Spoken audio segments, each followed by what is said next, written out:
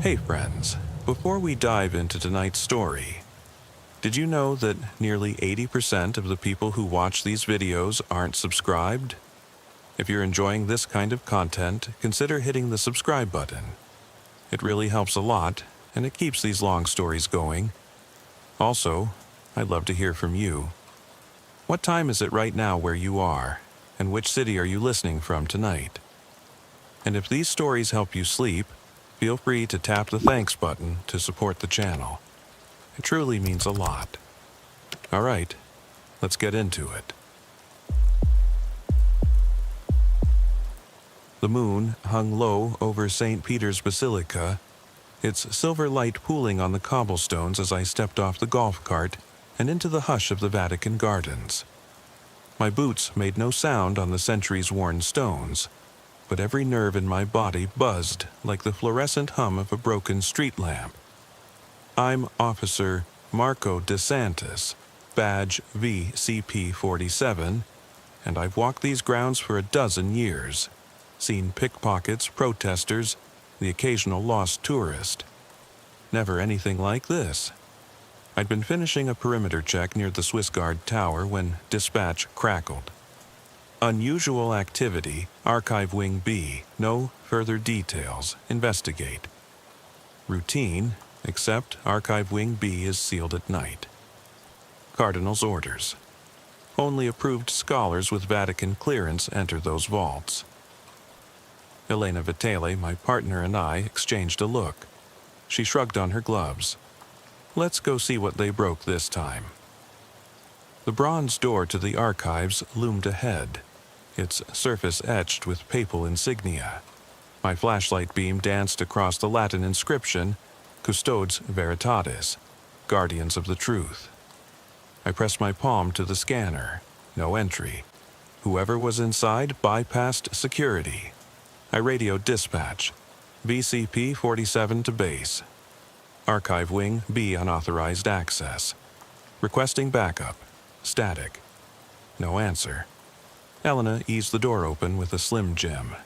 It swung without protest, revealing a corridor lined with dusty manuscripts and chained ledgers. The air smelled of mildew and ink. My flashlight caught footprints in the dust. 2 sets, heavy-soled boots, leading deeper into darkness. I swallowed. Every patrol drill I'd ever learned told me to wait for backup. Every instinct told me those footprints belonged to someone, or something, I didn't want to face alone. We followed the prints past marble busts of long-dead pontiffs, their stone eyes gleaming in the beam. A single candle flickered on a side altar, though no match was struck. The flame bent as if in a silent wind.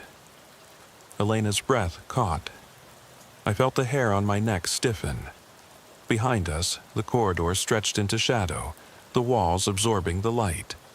A distant scrape echoed, stone on stone, coming from a side doorway marked Archivum Obscurum. I drew my weapon, heart hammering. "Stay close," I murmured. My voice sounded foreign in the hush. Elena nodded, hand on her radio mic. We stepped through the lintel into a crypt-like chamber. The floor was bare rock, the ceiling arched like a rib cage. Candle sconces ringed the room, their flames low, revealing a single hooded figure kneeling at an altar cracked with age. Silence pressed in, thick as velvet. The figure's robes were white as bone, hood drawn so deep no face showed. I swallowed past the lump in my throat. "Vatican City Police," I called. Voice steady, though my pulse roared. "Step away from that altar." The figure did not move. I took another step. The air turned icier, my breath misting. Elena's radio slipped from her grasp. The clatter sounded deafening. The figure's head snapped up. No face, just darkness under the hood. A whisper rose, unearthly in Latin. I recognized none of the words, but the cadence was ritualistic. The candles flickered violently, shadows leaping across carvings of saints whose eyes seemed to bleed wax. The hooded figure rose, gliding toward us without moving its legs. My gun felt useless. Elena's hand trembled on my arm. I forced myself to breathe, to think. Then the figure pointed at the altar. I stepped closer, heart in my throat.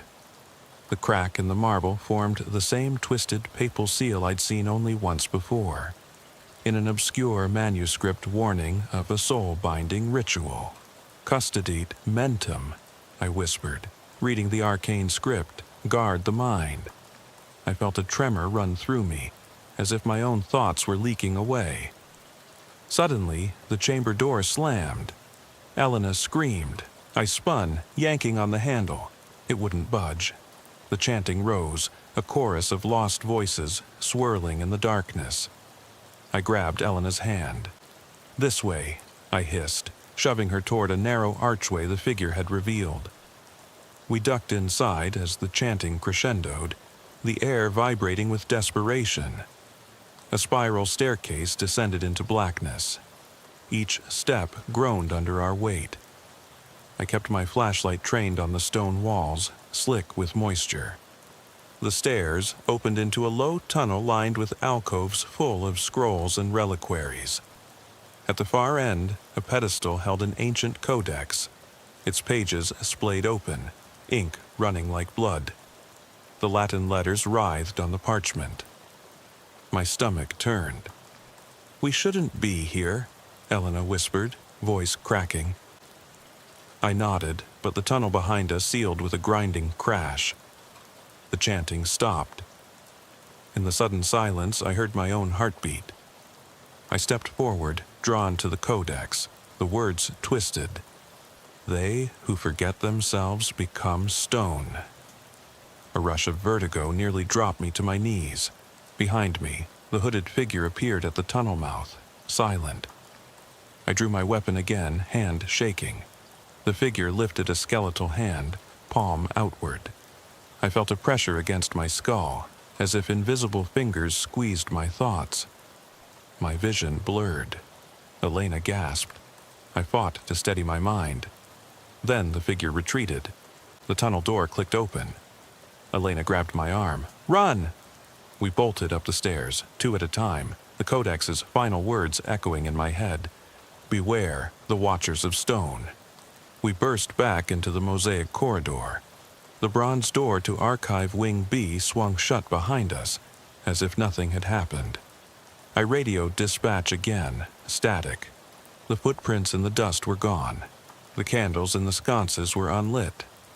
Only the hush remained, as though the vault had never been breached. Elena leaned against the wall, tears in her eyes. I pressed my back to hers, struggling to breathe.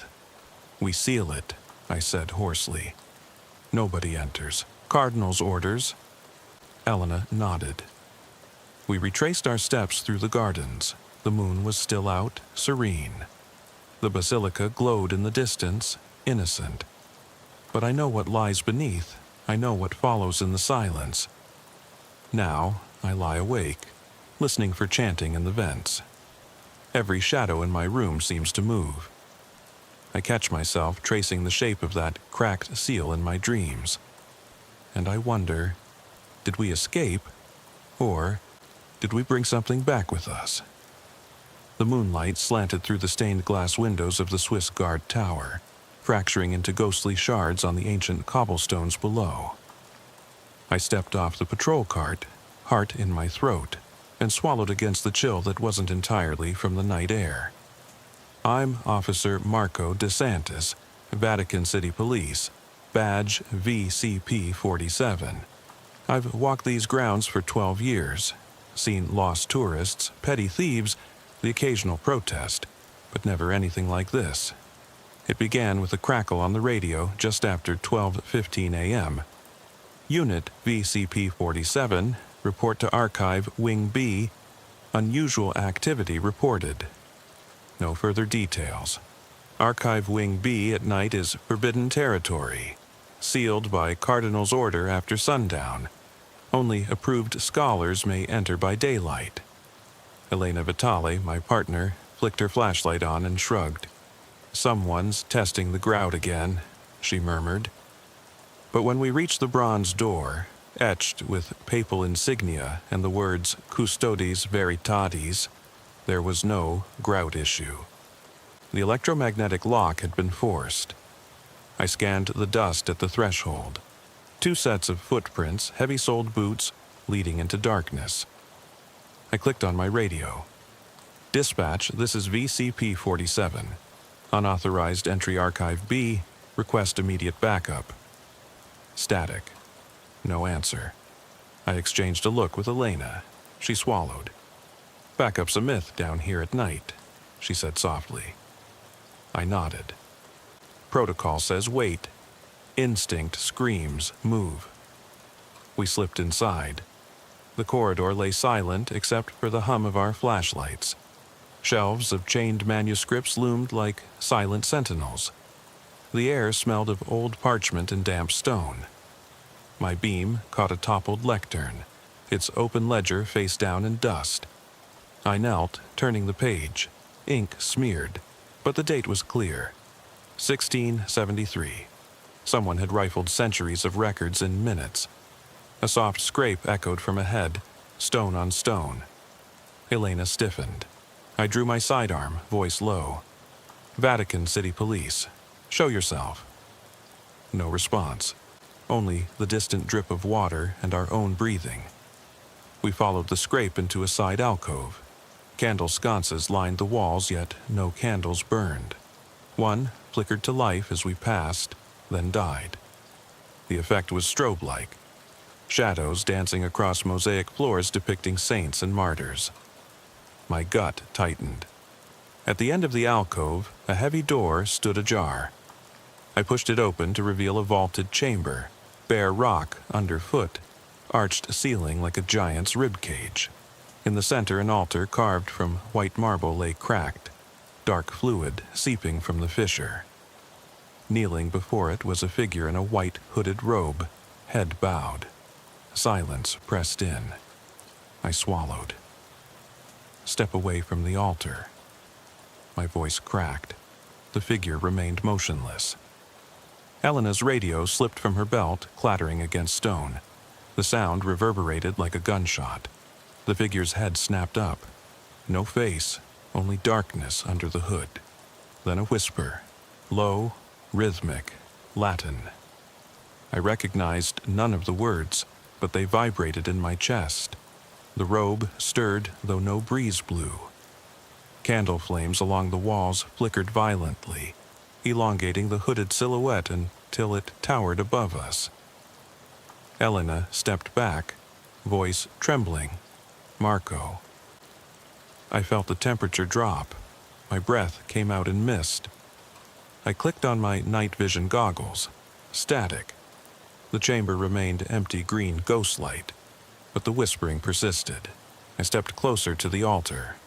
The crack formed a symbol. An inverted papal seal, entwined with thorn-like filigree. I traced it with my flashlight. 2 keys crossed beneath a twisted tiara. A ritual binding, centuries old, rumored in guard legends, but never proven real. Custodate mentum, I whispered. The same phrase etched in forbidden manuscripts, guard the mind. Behind me, the hooded figure glided to the far wall, merging with shadow. My heart thundered. I radioed again. Silence. Elena's hand found mine. We need to leave, she pleaded. I nodded, but couldn't tear my eyes from the altar. A sudden crash, something heavy falling in the darkness beyond the arch. The chanting ceased. The chamber door slammed. Elena screamed. I yanked on the handle. Locked. The hush that followed was worse than noise. My flashlight flickered. We go through the tunnel, I said, voice hollow. The arch behind the altar revealed a narrow passage. We ducked through as the marble altar seemed to groan, the crack widening. The passage sloped downward on rough steps. Each footstep echoed. At the bottom lay a hidden vault, rows of ancient scrolls, reliquaries, and one pedestal holding an open codex, its pages writhed, ink like living veins. I approached, nauseated. The script twisted in Latin. He who forgets himself becomes stone. My reflection shimmered in the polished surface, then warped. A soft scraping returned. The hooded figure emerged at the tunnel mouth silent. It raised one hand. I felt pressure in my skull, as if unseen fingers squeezed my thoughts. Panic clawed at me. I grabbed Elena. "Run!" We sprinted up the stairs.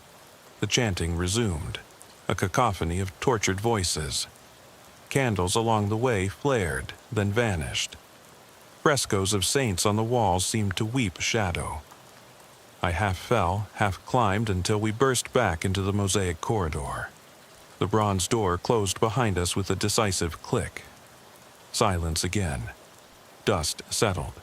The crack in the altar's symbol echoed in my mind. Elena leaned against the wall, shaking. I pressed my back to hers, gasping. "We seal it," I rasped. "No one goes down there." She nodded. We retraced our steps through the gardens, the moon serene, oblivious. The basilica glowed, peaceful. But I know what lurks beneath. I know the watchers in the dark. Tonight, I guard more than cobblestones. I guard my own mind. The cold torchlight vanished as the bronze door swung shut behind us, leaving only the wavering glow of our flashlights. I leaned in close to Elena, voice barely more than a breath. "Listen. We're not safe until we hit the gardens." She nodded, eyes wide, and we moved. Through the mosaic corridor we ran, every footstep amplified by the vaulted ceiling. The saints in the frescoes above seemed to watch, their painted eyes tracking our flight. The air thrummed with an afterimage of chanting, an echo lodged in stone. My hand tightened on my service pistol, though I doubted steel could stop what lurked below. We passed the sacristy door, its carved oak panels pocked with age, and I paused. A soft scratching came from within. Protocol: investigate all disturbances. Reality: I wanted to vomit. Elena tugged me onward. Not now. At the hallway's end, a narrow spiral staircase led upward. Each step was worn smooth. I half expected it to collapse. My flashlight beam caught a smear of dark fluid on the railing. Fresh. I swallowed. "Blood?" Elena whispered. I nodded. The smell of iron trailed the smear. Whoever or whatever came up behind us had scraped against that stone. We emerged onto the colonnade outside St. Peter's Basilica. Moonlight flooded the open space. The arcade's white marble pillars gleamed. Silence here was unnatural. No birdsong, no distant traffic, only the soft hum of Vatican security cameras. Elena exhaled. We made it. Not yet. I swept the area. The gardens lay beyond, statues half hidden in shadow. We crossed the plaza, boots clicking on travertine. I radioed dispatch again. Static. My stomach twisted. Even the usual night guard, Swiss or gendarme, should have answered. A movement near the Neptune fountain caught my eye. A flash of white robe drifting between yew hedges. The hooded figure. It paused, head bowed, then vanished into the labyrinth of clipped shrubs. I drew Elena back. That way. We plunged into the gardens. The scent of jasmine was overpowering, as if the air itself tried to soothe. Paths curved between sculpted hedges, statues of saints and angels peering from niches. Our lights carved narrow cones through the darkness. At the grotto wall I saw claw marks gouged into the stone. Deep. Fresh. Elena swallowed. "Marco, this is beyond protocol." Her voice shook. I nodded, though my own tremor was fierce. "I know. But we can't let that thing slip into the city." We followed the hedgerow toward the apostolic palace. The windows were dark, curtains drawn. In the hush, we heard another sound, the soft creak of leather. I spun. Flashlight beam caught the pale curve of a robed sleeve disappearing around a corner. We chased, heart slamming. Around the corner, a service door stood ajar. Beyond, a storage corridor piled with crates of liturgical vestments and relic containers. The figure's footprints led across the dusty floor. I crouched, examining them, barefoot, twisted toes, imprint of an otherworldly foot. I radioed Elena. "Look at this." She knelt beside me. Not human. Her whisper trembled. I traced the print with my finger. The dust felt alive, as if it recoiled. A distant clang echoed, metal on stone, coming from deep within the palace. We advanced, the corridor dog-legged into darkness. Candle sconces ignited as we passed, revealing walls draped in ancient tapestries. Angels woven in gold threads stared down, wings outstretched. My flashlight flickered. For a heartbeat, I saw the figure standing at the far end, hood lowered, face pale and smooth as marble. Then gone. At the end of the hall, double doors led into the curator's office. The nameplate read, "Archivist, authorized personnel only." The doors were open. Inside, overturned chairs, scrolls strewn across the mosaic floor. A cabinet lay empty, its reliquaries missing. On the desk, a smear of dark fluid led to an open safe in the wall. The codex we'd seen in the vault should have been secured here. Now, it was gone. My radio crackled, static, then a faint voice. "VCP?" I lunged for the handset. "Dispatch, this is DeSantis. Archive breach confirmed. Missing codex. Need immediate." The line died. Elena's face was pale. "They know we're here." I clenched my jaw. "We know too much." I scanned the room. Among the scattered scrolls lay a single intact parchment, a sketch of the cracked altar symbol drawn in red ink. Beneath it, a note in shaky Latin. "They come for the mind." A low rumble shook the floor. The torch sconces guttered. We backed toward the door. Then the shutters on the windows slammed inward, as if struck by an unseen hand. Glass shards tinkled. The room plunged into shadow. "Go!" I shouted. We dashed out, vaulting over debris. Behind us, the office door slammed shut with a deafening boom. I glanced back. The broken symbol on the desk glowed faintly, as if alive. We burst into the open air of St. Peter's Square. The night was still. The codex was gone. The chanting had fallen silent. Only the whisper remained, echoing in my skull. "Guard the mind." Helena leaned against a fountain rim, trembling. I pulled her close. "We alert to the cardinal's office," I said. "We seal every wing." She nodded, tears shining. "But what about him?" I followed her gaze to the Swiss Guard tower. At the top window, a pale shape stared back. No face, only hooded darkness. It raised a hand in silent benediction, and then it vanished. Silence reclaimed the night. But I know it waits. Watching. We sprinted across the travertine of St. Peter's Square toward the Apostolic Palace, our footsteps swallowed by the cavernous hush. The basilica's dome loomed overhead, inscrutable in moonlight. Every instinct screamed that we were far from safe. I'm Officer Marco DeSantis, and I still feel the tremor in my bones from what came next. The palace's west wing doors stood ajar, black voids framed by sculpted columns. I thumbed my flashlight on and nudged Elena forward. The corridor beyond was narrow, ceiling low, walls draped in medieval tapestries so dark they absorbed the light. Each step echoed like a gunshot. My radio lay dead in my pocket. Backup would not come. Halfway down the hall, we passed a shattered lantern. Its melted wax pooled on the marble floor, mingled with dark fluid. I forced myself to look away. "They're hunting the codex," I whispered. Elena's nod was a quake in the silence. At the corridor's end, a heavy oak door barred our path, iron-bound, ancient. It bore the papal seal reversed, the same twisted keys and tiara from the altar crack. The wood was scorched around the edges. I pressed my palm to the door. It was warm, unnaturally so. I exchanged a look with Elena.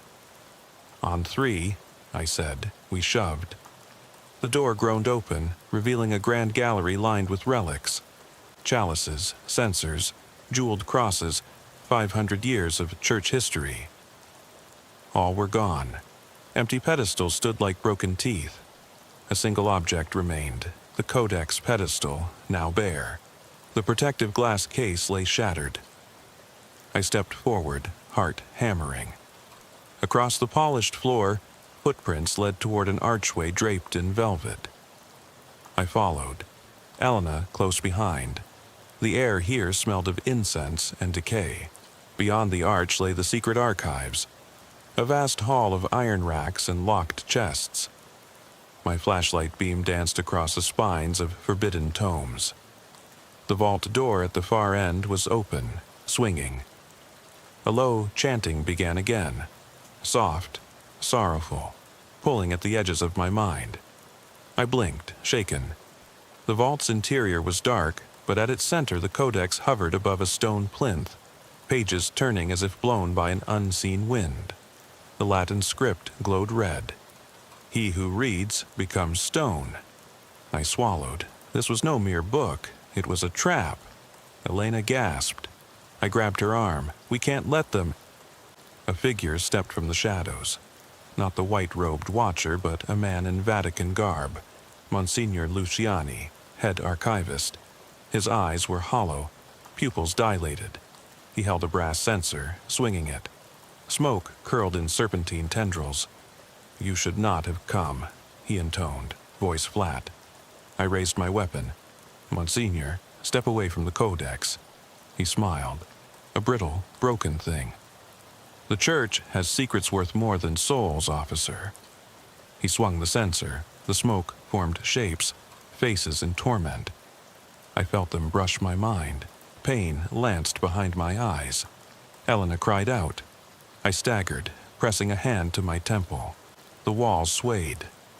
I realized with a jolt, Luciani was chanting in archaic Latin, calling on powers long exiled. The codex responded. Its pages flipped faster, the glow intensifying, sending pulsed waves through the hall. I forced a step forward. "Stop this!" My voice cracked. The Monsignor's head snapped toward me. "You cannot stop what has already begun." He approached the plinth. The codex snapped shut. The chanting ceased. Silence slammed back like a guillotine. Then the codex fell open on a new page, blank, bone white. Luciani placed a trembling finger on it. The page sank in as if swallowing him. His body stilled, stone veins crept across his robes. He looked at me, eyes wide with terror, then solidified into a statue mid-step. Elena screamed. I lunged, ripping at the hem of his robe, but the stone was cold, immovable. The codex's page curled, revealing a new line. One mind bound, the path opens. A rumble shook the racks. Books slid from shelves, locked chests burst open. From each spilled artifacts, rosaries, reliquaries, now crawling with shadowy figures, writhing shapes half form, half darkness. They spilled into the hall, drifting toward me, whispering. I fired my flashlight into them. The beams passed through, stirring the shadows into angry swirls. "Elena, the door!" I yelled. We dashed back toward the vault entrance, shadows in pursuit. The chant resumed, this time from all around, rising in a deafening crescendo. We reached the oak door. I shoved it, locked. The reversed papal seal glowed on its surface. "Help me move this," I panted, nodding at a fallen relic case. We heaved it against the door. The shadows slammed into the barrier, rattling the wood. I pressed my back to it, drawing breath. Elena's hand found mine. "Marco, what now?" I forced my racing heart to slow. "We need to seal the vault, seal the archives." Behind us, the chanting warped, words merging into one command, open. The relic case began to slide. I threw myself against it. In that moment, I saw the Codex's final purpose, to breach the barrier between minds and stone, to turn protectors into prisoners. And I knew what we had to do. "On 3, I whispered. 1, 2, 3. We shoved with everything we had. The case ground against the seal. The door creaked, then slammed shut. The shaking stopped. The chanting died. Silence. I collapsed against the cold marble. Elena knelt beside me, trembling. "Is it over?" she whispered. I closed my eyes. The vault door stood firm. The archives were sealed. But in my mind, the last echo remained. "Beware the Watchers of Stone." I rose, voice hollow. We notify the Cardinal, then we pray. We retraced our steps, leaving the Monsignor's statue behind, a caution in cold stone. The gardens lay silent, the moon untroubled. Yet I know the Watcher waits, beyond seal and door, for the next curious soul. The dawn light seeped into the Vatican gardens like a tentative promise. But we didn't wait for mercy. Elena and I crept along the hedged walk, feet barely making a sound on the dew-glazed stone. Every shadow between the sculpted yews seemed to twitch with unseen life. I kept my flashlight off, trusting the pale gray of pre-sunrise to guide us. My sidearm felt weightless at my hip. Insufficient, I knew, but better than nothing. Behind the Apostolic Palace, the service entrance to the archives stood sealed with fresh wax. The Cardinal's seal had been affixed hours ago. Red ribbon crossed the door in an X. Yet I knew that ribbon could be peeled away. The thing in the vault had power over stone, over mind. We approached the seal. It was cracked, spiderweb lines radiating from the center. Someone, or something, had tested it again. "Elena," I whispered. She shivered. Her breath rose in a small cloud. "We have to reinforce it." She nodded, drawing a coil of security cable from her pack. I produced the magnetic lockbox we'd carried for evidence collection. Together, we wrapped the door frame, clamping the box over the wax seal. If the door moved, the box alarm would shatter silence.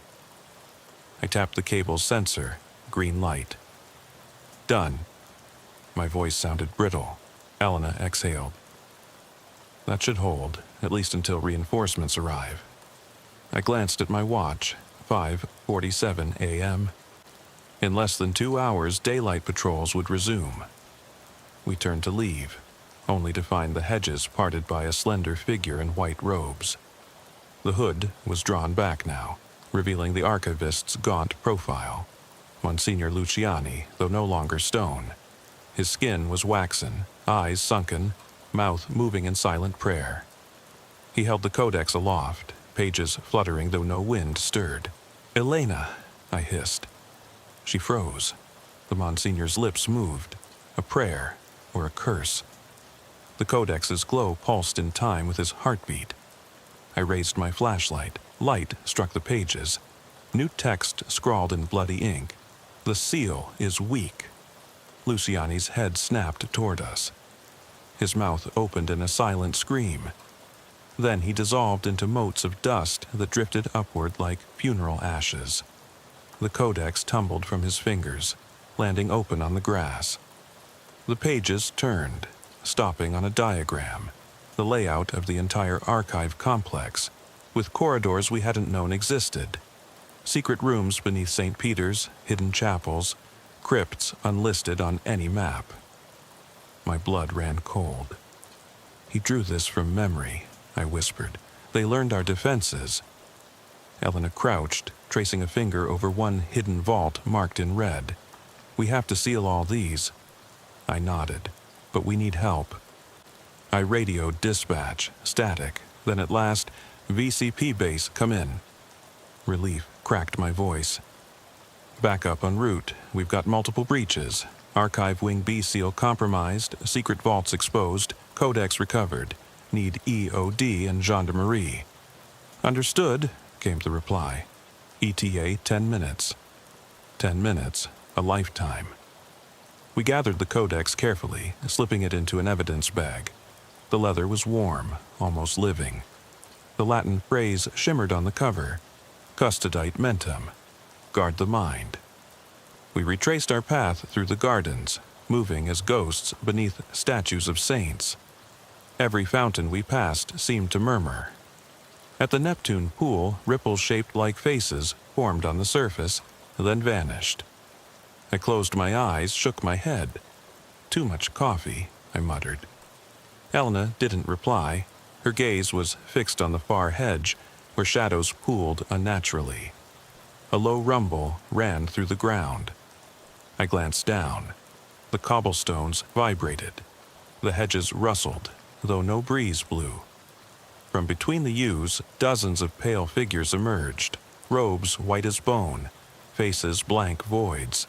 They drifted toward us, arms outstretched. "Elena, run!" I dropped the codex bag and fired my flashlight into the approaching shapes. The beams passed through them, illuminating drifting particles like ash. They closed in, whispering in hollow voices, "Custodite, mentem." We fled toward the palace entrance.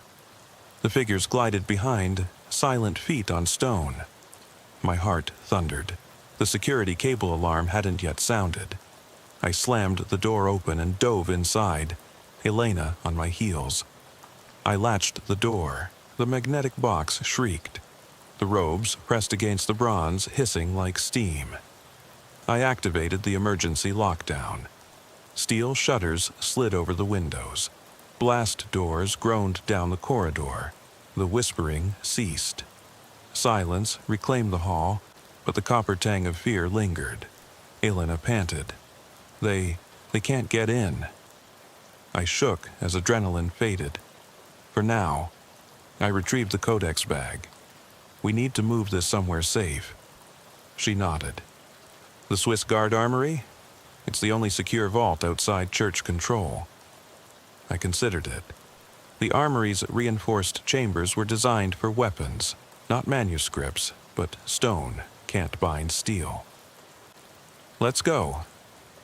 We navigated back through service corridors, bypassing the shattered lanterns and scorched doors. At the armory, Captain Rinaldi of the Swiss Guard met us, gauntlet-clad guards behind him. His eyebrow rose at the evidence bag. "What have you got?" I unzipped it, revealing the codex. The glow was faint now. "Something that wants to turn us into statues." He frowned. "We'll lock it in the outer vault. No access without 3 keys.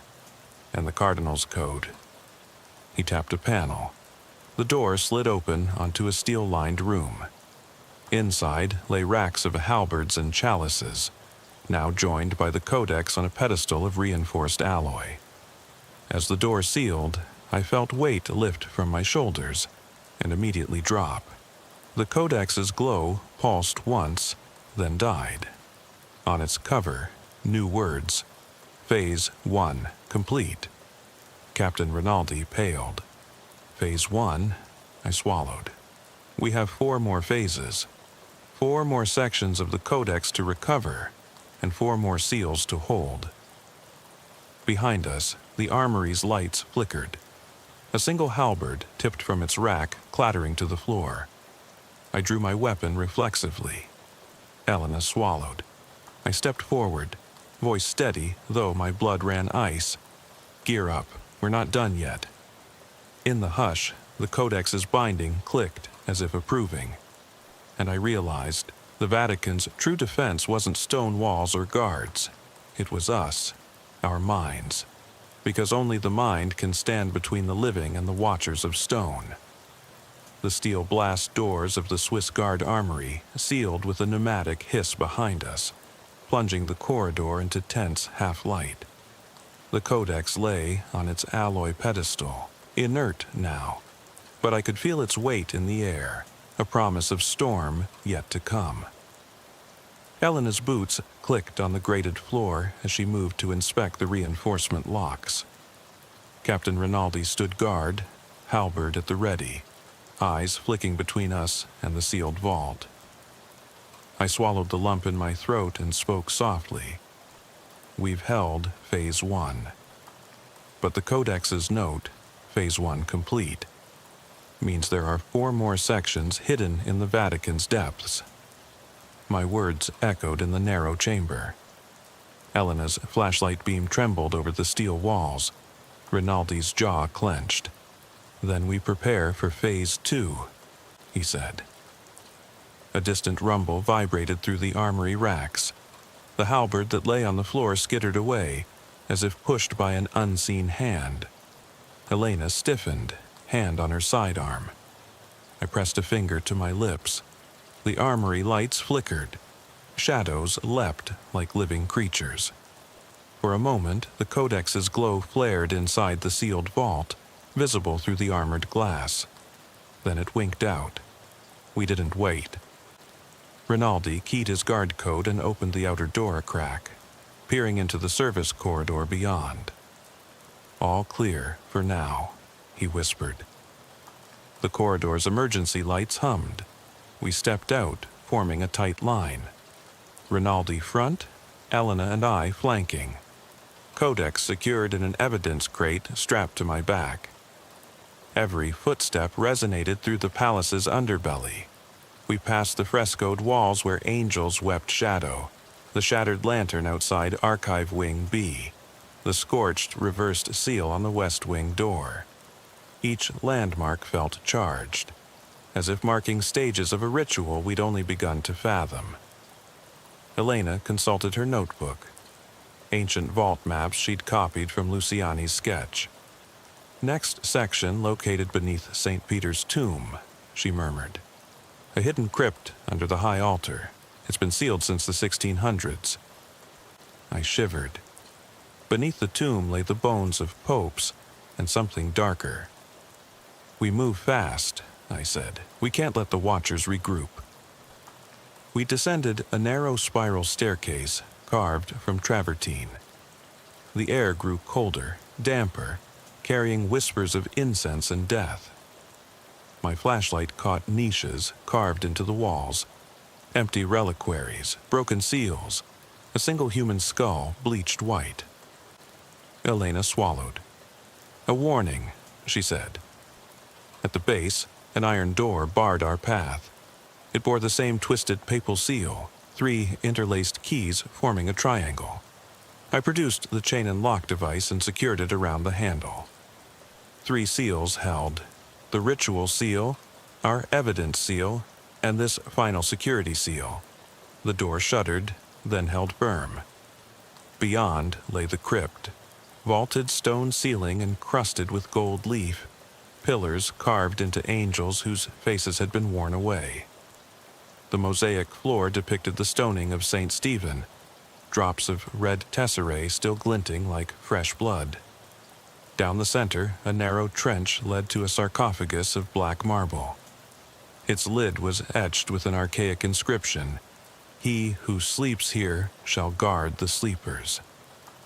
Elena crouched at the trench's edge, tracing a series of scratch marks leading under the sarcophagus. I knelt beside her, heart hammering. The trench walls were lined with small alcoves, empty niches once housing relics. Now each niche held only darkness. I pressed my hand against the marble lid, cold, smooth, unyielding. A soft, rhythmic tapping sounded from beneath. I drew my sidearm. Elena shone her light into the trench. Tiny cracks had formed along the marble seams. The sarcophagus trembled. "It's waking," she whispered. I radioed Rinaldi. "Stand by." We pried at the lid with crowbars. The stone resisted, then gave with a groan that vibrated through my bones. A plume of dust rose, carrying the scent of earth and rot. Inside lay a skeleton draped in papal vestments, tapestry of gold and crimson, but its skull bore the same twisted seal burned into the altar above. Elena's breath caught. They buried him for a reason. I nodded and shone my light along the skeleton's outstretched hand. Clutched in bony fingers was a chipped bone dagger, its blade carved with unreadable runes. As I touched it, a pulse of cold shot up my arm. A whisper crawled in my mind. "Release me!" I jerked back. The lid slammed forward with invisible force, sending us reeling. The trench walls rumbled. Dust cascaded from the ceiling. We staggered back as the sarcophagus lid slid shut, sealing itself once more. The 3 seals strained, then held. The tapping ceased. Silence crashed in. "Elena, we got the dagger," I panted, holding up the bone blade. "Phase 2 item." Her eyes were wide. "We need to catalog it, then decide if we destroy it or lock it away." I glanced at the skull's sealed visage. Destroying might break the seal entirely.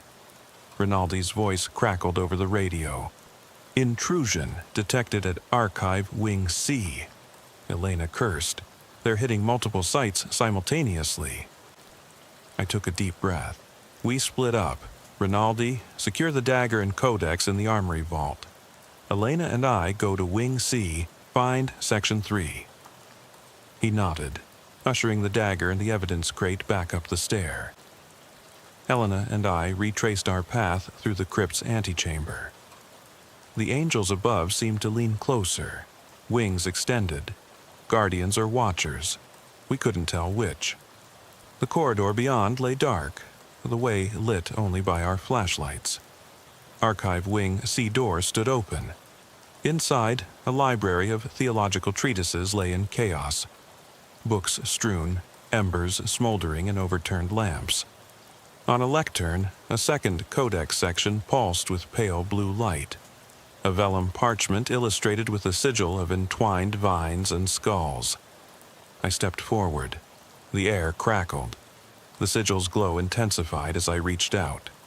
Elena grabbed my arm. "Wait, trap!" But it was too late. My fingers brushed the page. Pain exploded behind my eyes. Visions flooded me. Rows of statues weeping stone tears. Monks chanting in subterranean vaults. My own reflection turning to marble. I collapsed, convulsing. Elena dropped to her knees, gripping my shoulders. "Marco, snap out of it!" She shook me. The sigil's light flickered. I clawed at my temples, fighting the vision. "Guard! Mind!" I gasped. Elena's drawing from the codex echoing in my head. She slapped my face. I blinked, breaking the trance. The codex section lay still. Elena exhaled, voice trembling. "It's like it tried to rewrite your thoughts." I nodded, swallowing. "We bag it, now." She snapped on gloves and sealed the parchment in an evidence pouch. The blue glow faded. "Wing C sealed?" I radioed. Static, then Rinaldi. "Confirmed. All seals holding, for now."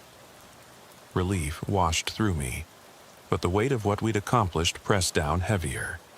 2 phases secured, 3 to go, and each one more dangerous than the last. Elena helped me to my feet. "We should rest." I shook my head. "No time. We plan Phase 3. Under the Basilica's foundations, beneath the confessionals." Her eyes widened. "That's active. Pilgrims tomorrow." I clenched my jaw. "We go at dawn, quietly." We slipped from the wing, leaving the lamp's embers glowing in the silent stacks. The corridor's tapestries fluttered in an unseen draft.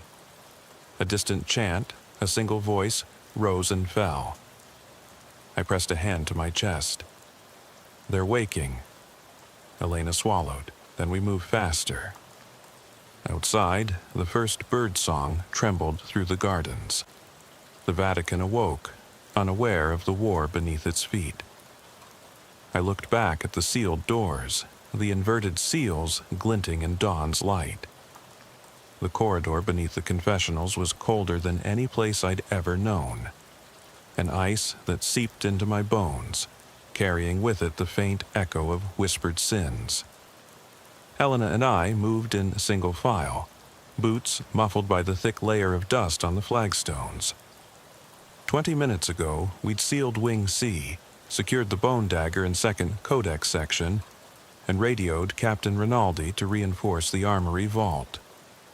Now, every torch along these hidden passages flickered as though struggling against some unseen wind. I swallowed, tasting copper. "Stay close," I murmured. Elena's breathing was shallow but steady, hard-earned calm after the chaos. Ahead, the confessional's marble floor above creaked occasionally, as if pilgrims pacing overhead were unaware of the war beneath their prayers. We passed a small alcove where dozens of broken rosaries lay tangled in spider webs. I paused. One bead glowed faintly before dimming. A trick of light or something watching. At the far end, a granite slab bore an inscription in archaic Latin, Hic ias et vigilantia et peccata. Here lie vigilance and sins. I traced the letters with my gloved finger. The slab shifted under my touch, revealing a narrow gap. Elena produced a slim crowbar. With a protest of grinding stone, the slab slid aside to expose a vertical shaft. A ladder of iron rungs descended into blackness. "Elena, last chance to turn back," I said. She met my gaze, eyes resolute. "We finish this." Together we climbed down. The shaft walls were slick with moisture. Every rung echoed a hollow clank. By the time we reached the bottom, our knees trembled. A final rung deposited us into a vast subterranean chamber. My flashlight illuminated frescoed domes overhead, scenes of Judgment Day, angels weighing souls. The pillars were carved into penitence, faces twisted in agony. Long benches of stone lined the walls, stained dark with unidentifiable slickness. In the center lay a circular pit, rimmed by carved gargoyles, their jaws open in silent screams. At its base, an iron grate covered a yawning depression. From beyond that grate came a low, rhythmic thrum, like a heartbeat in the earth. "Elena, listen." The sound resonated in my chest. I knelt beside the grate, prying at the iron bars. Beneath, pale shapes writhed in darkness. Hands, robed figures, stone faces emerging then receding. The second codex section sigil had predicted this. Beneath false confession, the watchers awaken. I pressed my ear to the grate. The whispers were urgent now, pleading, "Custodite mentem, open." Elena tapped her radio. "DeSantis, intrusion at subterranean vault. Seal compromised. Static." Rinaldi's voice, "Hold tight. Backup 5 minutes out." I rose, heart hammering. 5 minutes felt like an eternity when stone wanted to claim your mind. I shone my light around. The frescoed dome overhead depicted St. Michael casting down rebel angels. Swords raised, wings aflame. I wondered, could divine art guard us now? We set to work. Elena affixed ritual chalk symbols around the pit, crosses and arrows pointing outward. I secured the iron grate with cable and padlock. 3 seals again. The ancient seal of penance, our makeshift evidence seal, the physical lock. The pit shuddered. Dust rained from the ceiling. A guttural sigh echoed from below. "Elena, step back." I pressed the latch. The grate held. The whispering ebbed. For a moment, silence reigned, thick and expectant. Then the grate vibrated violently. The padlock bent. Elena and I braced ourselves, prying against the bars. The whisper surged into a roar. "Guard the mind! Guard the mind!" We shoved with everything we had. The bars groaned, then snapped back into place. The padlock clicked. The grate stilled. The chamber fell quiet, save for our ragged breaths. Elena sank to a bench, hand on her knee. That was close. I nodded, wiping sweat and dust from my brow. Phase 3 secured. She looked up, worry in her eyes. But the watchers, they're growing bolder. I swallowed. They tested that seal. They know our patterns. Phase 4 could be anywhere. I tapped the wall. These confessionals, once sacred, they're conduits now. We climbed back to the corridor, pausing only when distant alarms began to wail. Captain Rinaldi's reinforcements moving through the palace. We ducked into a small maintenance closet to gather ourselves. I flexed my fingers, feeling their tremor. Elena checked the codex pouch. The second section's vellum shimmered under the fabric. "Only 2 to go," I said. Elena closed her eyes. "Where are sections 4 and 5 hidden?" I consulted the archivist's map. One beneath the Swiss Guard barracks, one within the ancient cisterns under the gardens. Both were active zones, soldiers, staff, the faithful. Retrieving them without mass panic would be a miracle. We split up, I decided. You and Rinaldi take the barracks. I'll go to the cisterns. Elena shook her head. "Not alone." I touched her shoulder. "I need to do this solo. You lead the team." She hesitated, then nodded. "Be careful." I stepped into the corridor as the reinforcements arrived. Swiss guards, gendarmerie, evidence technicians. I slipped away, hugging the shadows, heading back through the grand gallery. The morning sun had climbed. Tourists now gathered at the basilica entrance, oblivious. I felt like a traitor to the living, moving beneath their feet. At the barracks wing, Elena and Rinaldi coordinated quietly, sealing doors and sweeping hallways. Sparks flew when Rinaldi affixed the ritual seal to an armory door. The codex's presence pulsed through the steel. Elena whispered a prayer in Latin, her voice steady. Rinaldi snapped the chain lock in place. Section 4 secured. Meanwhile, I descended into the cisterns, a labyrinth of arches dripping with water. My flashlight beam danced across algae-slick walls. The water pooled ankle-deep. Every splash echoed. Ahead, I saw the carved symbol, a triangle of keys halfway submerged. I pressed my palm to the stone, the mark of the final codex section. I waded forward, heart hammering. The water grew colder. My boots squelched. The symbol glowed faintly. I knelt and pried loose a stone slab. Beneath lay a watertight reliquary, a metal cylinder etched with runes. I lifted it free, heavy, humming with energy. The fourth section, a cylinder containing distilled ritual essence. I slipped it into my pack. The water around me rippled, though no breeze stirred. Ripples formed shapes, hooded figures, featureless faces staring. I backed away, breathing hard. The reliquary's glow pulsed, 1, 2, 3 times, then faded. I replaced the slab. The cistern rumbled, water sloshed. I sprinted back up the stairs. By midday, all 4 sections lay sealed.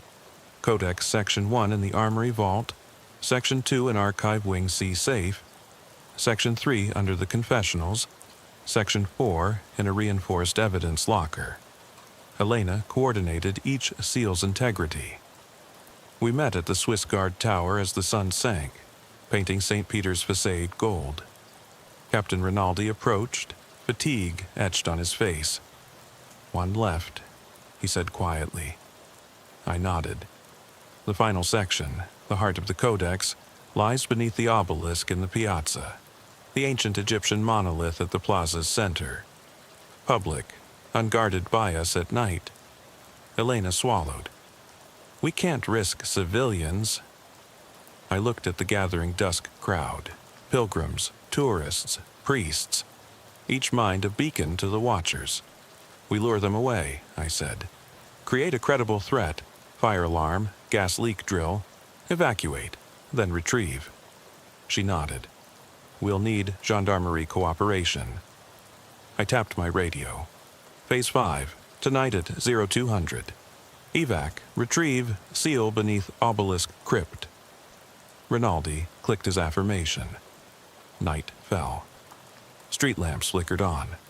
A false alarm, smoke machines in subways, discreet announcements in Italian, emptied the square within 20 minutes. The last tourist vanished. leaving moonlit travertine and the obelisk's towering shadow. Helena and I approached the obelisk's base. The granite plinth bore a hidden hatch, revealed only by precise alignment of moonlight and shadow. We worked in silence. Helena operating the hatch lock, me scanning for watchers. The hatch groaned open onto a spiraling descent. Inside lay a small vault carved into the obelisk's foundation. In its center, the final codex section floated within a crystal sphere, the heart of custody. Its light was pure white, pulsing like a living heartbeat. I hesitated. Every instinct screamed danger. "Elena," I whispered. She shone her light. One seal left. I slid the sphere into a cushioned case. The vault shuddered. The obelisk above groaned, as if straining on ancient hinges. I slammed the hatch shut. Immediately, the ground trembled. Stone around the obelisk cracked, hairline fractures spreading outward. We bolted up the stairs as dust rained down. The square's lamps flickered. A hollow rumble echoed from beneath. The watchers, release imminent. Elena fumbled with the hatch's seal kit. Chain, cable, padlock, 3 seals. The ground shook again. We locked the hatch. The obelisk stilled. Silence fell.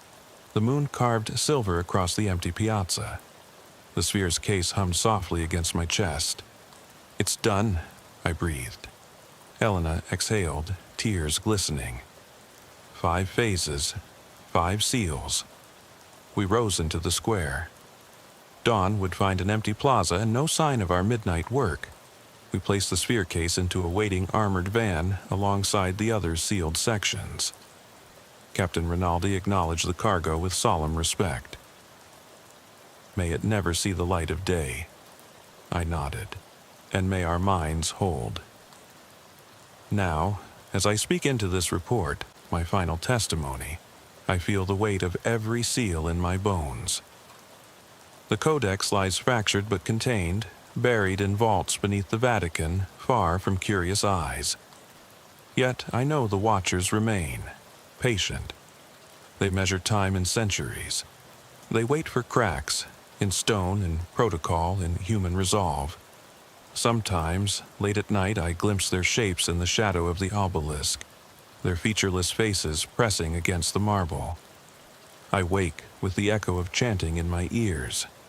"Guard the mind," I whisper, touching the scar on my temple. I check my watch, 002. The hush around St. Peter's Basilica presses in on me like a physical weight. The marble steps beneath my boots gleam silver in the pale light of the lone lamp perched atop the Swiss Guard tower. I breathe out, fog billowing in the chill, and lean my shoulder against the carved stone balustrade, listening for anything amiss. My name is Luca Moretti, Vatican City Police Badge number VCP317. 6 years I've walked these corridors, and tonight feels different. I step off the steps and into the Vatican gardens, my flashlight beam slicing through the darkness. The clipped hedges stand like silent sentinels, their shadows long and skeletal. Every statue, saints, angels, martyrs, wears a mask of stone calm, their eyes frozen in prayer. But I know how quickly silence can lie. My radio crackles. "Unit Moretti, any sign of movement near the Apostolic Palace West Wing?" It's Captain Rinaldi. His voice is steady. He's heard my reports before, but I detect a flicker of concern. "Negative, Captain. All clear so far," I reply. I force my tone casual. Protocol says I should wait for backup before entering restricted corridors after hours, but the report was specific. Scraping noises, like metal on stone, echoing from inside the palace walls. If someone's trespassing among centuries of priceless manuscripts, I can't just wait. I follow the cobblestone path toward the palace's rear entrance. Every footstep clacks against centuries-worn stones. I'm hyper-aware of the soft click of my holster, the faint hum of my radio, the way my breath catches when the hedges rustle, though there's no breeze. At the heavy oak door, I pause. The medieval iron studs gleam where my flashlight catches them. I rap the butt of my flashlight against the wood. Vatican police, identify yourself. Silence. I wait 10 heartbeats. The scraping starts again, low, deliberate, from somewhere deeper inside. I hesitate. Then I thumb the bolt release and shove. The door groans open. Inside, the corridor is lit by votive candles in wrought iron sconces. Their flames flicker, casting dancing shadows across frescoed walls and mosaic floors. The air is cool, smelling of old wax and damp stone. Each breath tastes faintly of incense long burned away. I step in, door clicking shut behind me. I call through the gloom, "If anyone's here, show yourself. You're trespassing on holy ground." My voice echoes. The corridor stretches ahead, arched ceilings fading into darkness. To my right, a side door marked Archivio Segreto stands slightly ajar. I didn't open that. Official policy keeps it locked tight. My pulse jumps. I slip my pistol from its holster, checking the magazine. Standard issue, 9mm, reliable. I don't like having to draw it here, but protocol demands caution. I push the archive door gently. It swings open onto a room of silent shelves, heavy tomes bound in cracked leather. A single manuscript lies on a reading desk, its pages splayed. The Latin title reads Liber Custodii, the Book of Guardians. I step closer. The page under the lamp is stained dark, as if someone pressed a hand there, fresh. My glove comes away smeared with something sticky. A soft shuffle behind me. I whirl, flashlight beam slicing the dark, but see only empty air. The candles gutter. Flame dips as though a breeze passed, though the chamber is sealed. I swallow. My radio sputters. "Unit Moretti?" Captain Rinaldi again. "Report." "I found a manuscript, stains on the page," I say. "Someone's been here." My voice sounds too loud. I clear my throat. "I'm investigating." "Backup is 5 minutes out," Rinaldi says. "Hold position." I nod, though he can't see. I tuck the pistol back and close the door quietly, sealing the archive. The corridor beyond seems darker now. I press on. 10 meters ahead, I come to a fork. Left leads toward the main gallery. Right veers into the old servants' passage, long disused. The scraping came from that direction. I turn right. The stones underfoot narrow, the ceiling lowers. My flashlight beam trembles as I advance. Halfway down, I nearly step on something. I crouch. It's a metal ring. An old key ring, dozens of tarnished skeleton keys dangling. They tinkle when I touch them. This ring shouldn't be here. Official keys never leave the Swiss Guard quartermaster. My hand hovers. I slip the ring into my pocket. Evidence. I stand. At the end of the passage is a heavy door, reinforced with iron bands. I rest my palm on it. It's cold. The wood grain is rough beneath my glove. I try the handle. It's unlocked. I glance back the way I came. No lights, no movement. I push through. The room beyond is vast. Vaulted ceiling disappearing into darkness. Rows of empty display cases. Shards of broken glass on the floor. It's the old reliquary hall, decommissioned decades ago, but its secrets are rumored. Candle stubs litter the dust. Someone held vigil here. Ahead, something glints on the floor. I crouch, another manuscript, this one a single page. A hand-drawn illustration of a hooded figure, face in shadow, surrounded by Latin. Secutus custodit. He who follows guards. My heart pounds. A whisper drifts through the hall, soft as silk.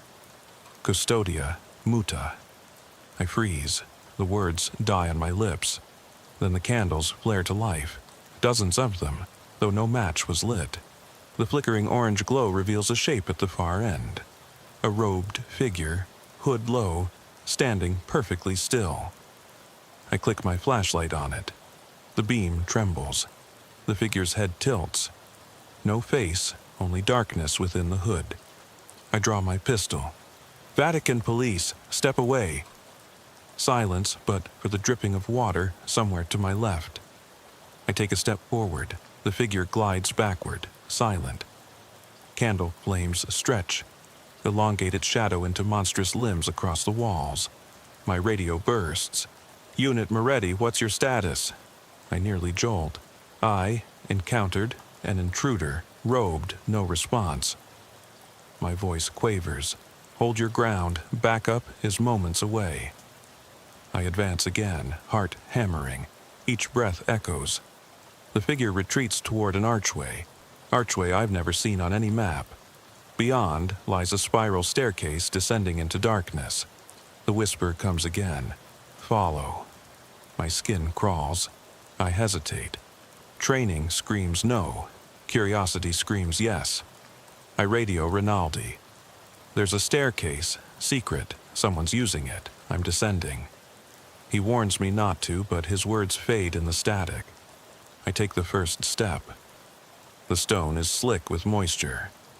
My flashlight beam darts across ancient carvings, chained angels, weeping faces, twisted serpents. The air grows colder.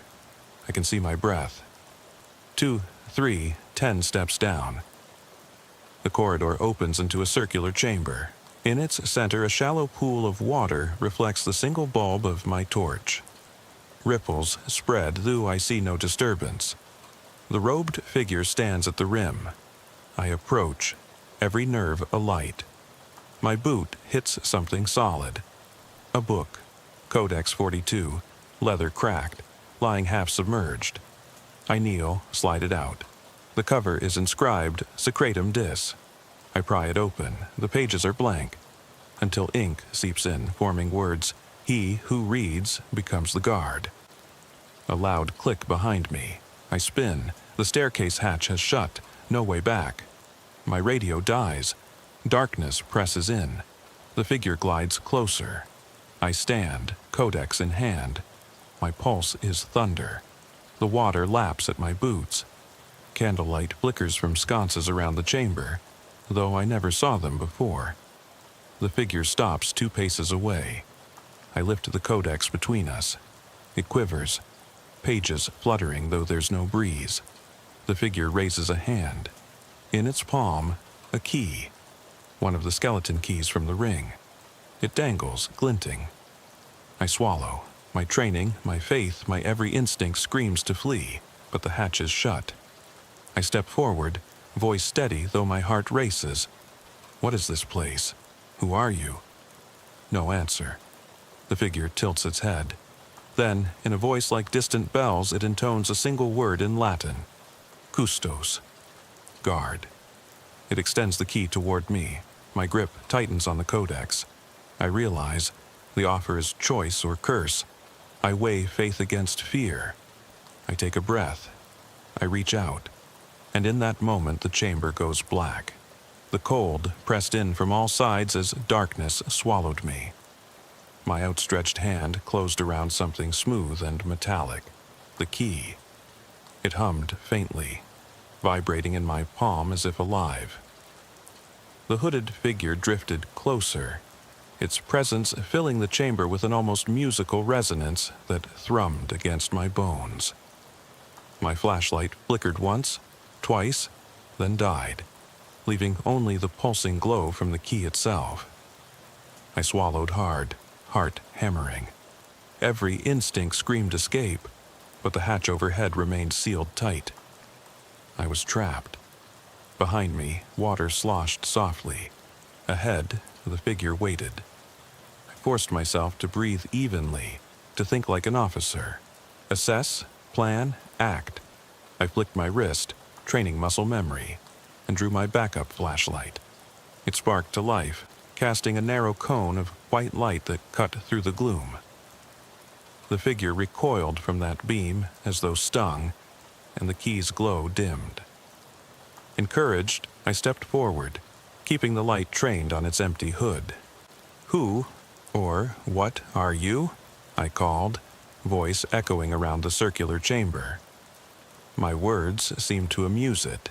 It tilted its head, the robe's folds whispering against the stone floor. I risked glancing at the codex in my other hand.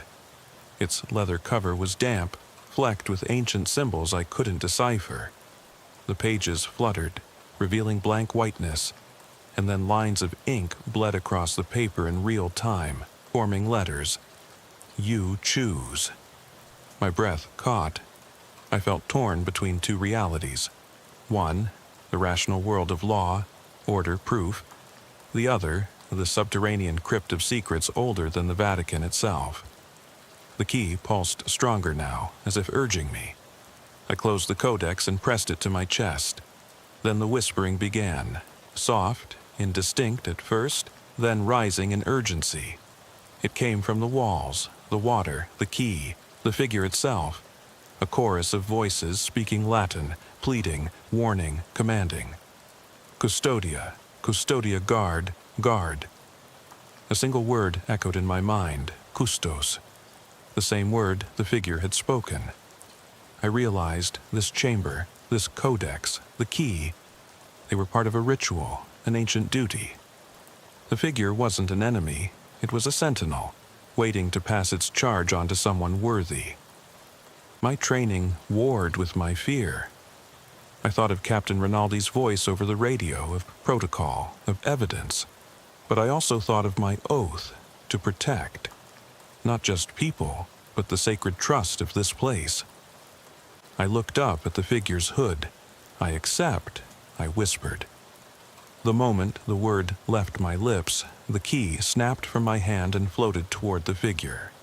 It caught the key in a silent gesture, then raised to both arms, and the chamber responded. The sconces flared with blue-white flame. The water stilled. The hatch above clicked and swung open, revealing a shaft of dim light. The figure turned and drifted to the pool's edge. There, the water began to spiral, forming a vortex that revealed a stone stair curling upward. The codex's pages flipped back to the first page, now filled with script. Directions, names, warnings. I could read a few words. "Return to light, serve in silence, protect the secret." I stepped toward the staircase. Each footfall rang like a bell. The figure paused at the top step, then vanished into the light. The hatch frame shimmered as though it had never been closed. I climbed, the key still warm in my pocket, though I'd left it behind. When I pushed through the hatch, I was back in the reliquary hall. The candles there were extinguished. The broken glass lay undisturbed. My backup flashlight illuminated the hall's empty expanse. The front door to the servants' passage stood closed. Moments later, the Swiss guard burst in. Captain Rinaldi at their head, guns drawn, faces ashen. "Moretti," he exclaimed, "are you all right?" I slipped the codex into my inner pocket. "I am now," I said quietly, "but I've taken on a responsibility." His eyes flicked to the manuscript's edge. "We secured everything. There was no sign of anything." He swallowed. "Your report?" I nodded. "Written. But the truth goes deeper. Some things aren't for the records." He frowned, but nodded. He knew this place held secrets that protocols couldn't touch. Later, alone in my quarters, I opened the codex by its bedside lamp. The pages detailed hidden passages beneath St. Peter's, guardians appointed across centuries, and rituals to keep darkness at bay. I realized my life had changed. I was now part of that lineage, a silent custodian of Vatican secrets. I never saw the robed figure again. But sometimes, when the basilica is silent and the moonlight strikes the marble just so, I hear a soft footstep behind me, or feel a presence watching from the archways. And I know I am not alone. Each night, as I suit up for patrol, I slip the codex into my jacket and touch the spot where the key once rested. I whisper a promise, to guard, to protect, to remain silent. And I walk into the shadows, ready to answer the call, whatever it may be. I step back into the vault-like reliquary hall, heart still hammering from the subterranean chamber's revelations. The emergency lights overhead hum softly, revealing the shattered glass cases and silent rows of relics. My flashlight's beam trembles as I sweep the room. Every shadow seems to twist into impossible shapes. I close my eyes and take a steadying breath, counting silently, 1, 2, 3. When I open them, I move toward the door of the servants' passage. My boots echo on the marble. The Codex 42 is heavy in my jacket pocket, a constant, pulsing reminder of the pact I've made. I glance up at the Swiss Guard tower lamp visible through the small window high on the wall. At 2:47 a.m. Backup should have swept this wing by now. I step through the narrow door and into the passage. The air here is colder, damp against my skin. Water drips from the ceiling, forming puddles I skirt around. The stone walls are etched with centuries of wear. Marks from trolleys, scuffs from hurried footsteps long ago. I run a hand along the cold surface, feeling the rough grooves. Every instinct warns me to hurry, but I move deliberately, aware that the codex must not be lost or seen. Halfway down the corridor, I pause. A faint scraping, metal on stone, echoes from ahead. My hand goes to my pistol. I flick on the backup flashlight. The beam picks out the same keyring I pocketed earlier, lying on the floor where I left it. Only now the keys are arranged in a perfect circle, as if placed deliberately. I crouch, heart thudding, and examine them. Dozens of antique skeleton keys, each etched with tiny symbols. I dare not touch them again. The corridor splits. Left leads toward the chapel wing. Right returns to the main palace. The chapel wing is off limits without escort, but the scraping came from the left. I pause, then push on. I emerge into the dim corridor outside the Sistine Chapel's service entrance. The famed ceiling frescoes loom above, but here the walls are plain stone. A single red exit sign glows. The scraping is louder now, definite metal on stone, from behind a large service door marked Private, Authorized Personnel Only. I press an ear to the door. Behind it, the rhythmic scrape of a metal cart being pushed across stone flooring, and footsteps, soft, deliberate. I radio in low whisper. "Captain, I'm at the service entrance to the Sistine Chapel. I'm hearing movement inside." Static, and then Rinaldi's calm voice. "Do not enter. Await my team." I swallow, torn. Protocol is clear. But what if the intruder flees through the chapel itself, risking priceless art and lives? I push the door open a crack and peer in.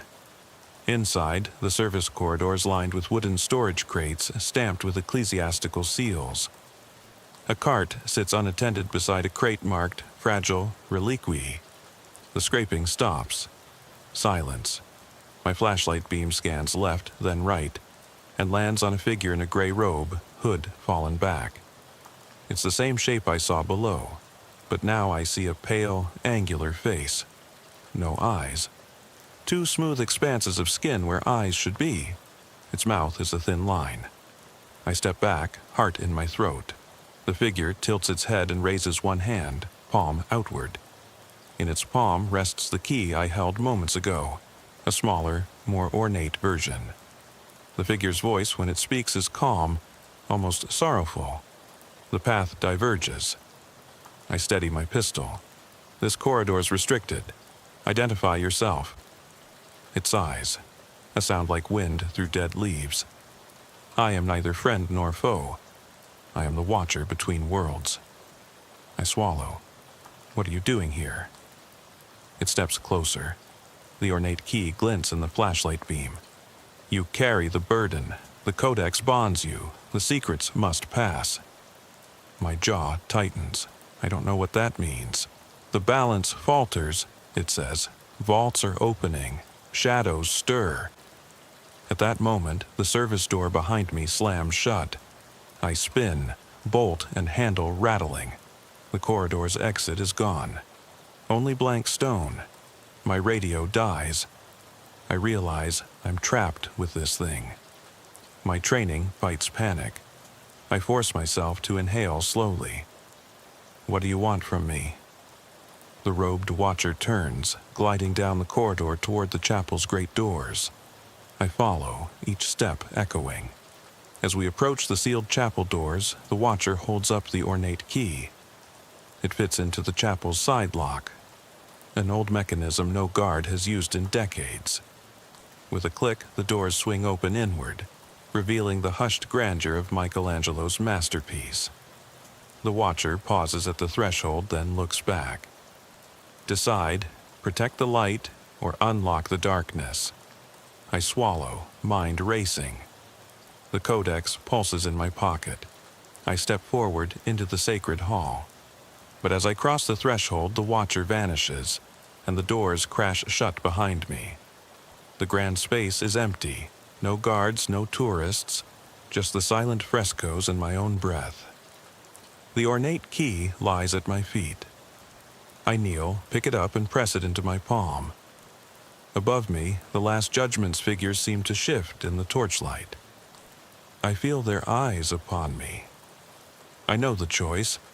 Turn the key in the chapel's lock and unleash whatever lies beyond, or hide it, and bear the burden alone. My hand trembles over the key's bow. The air grows cold.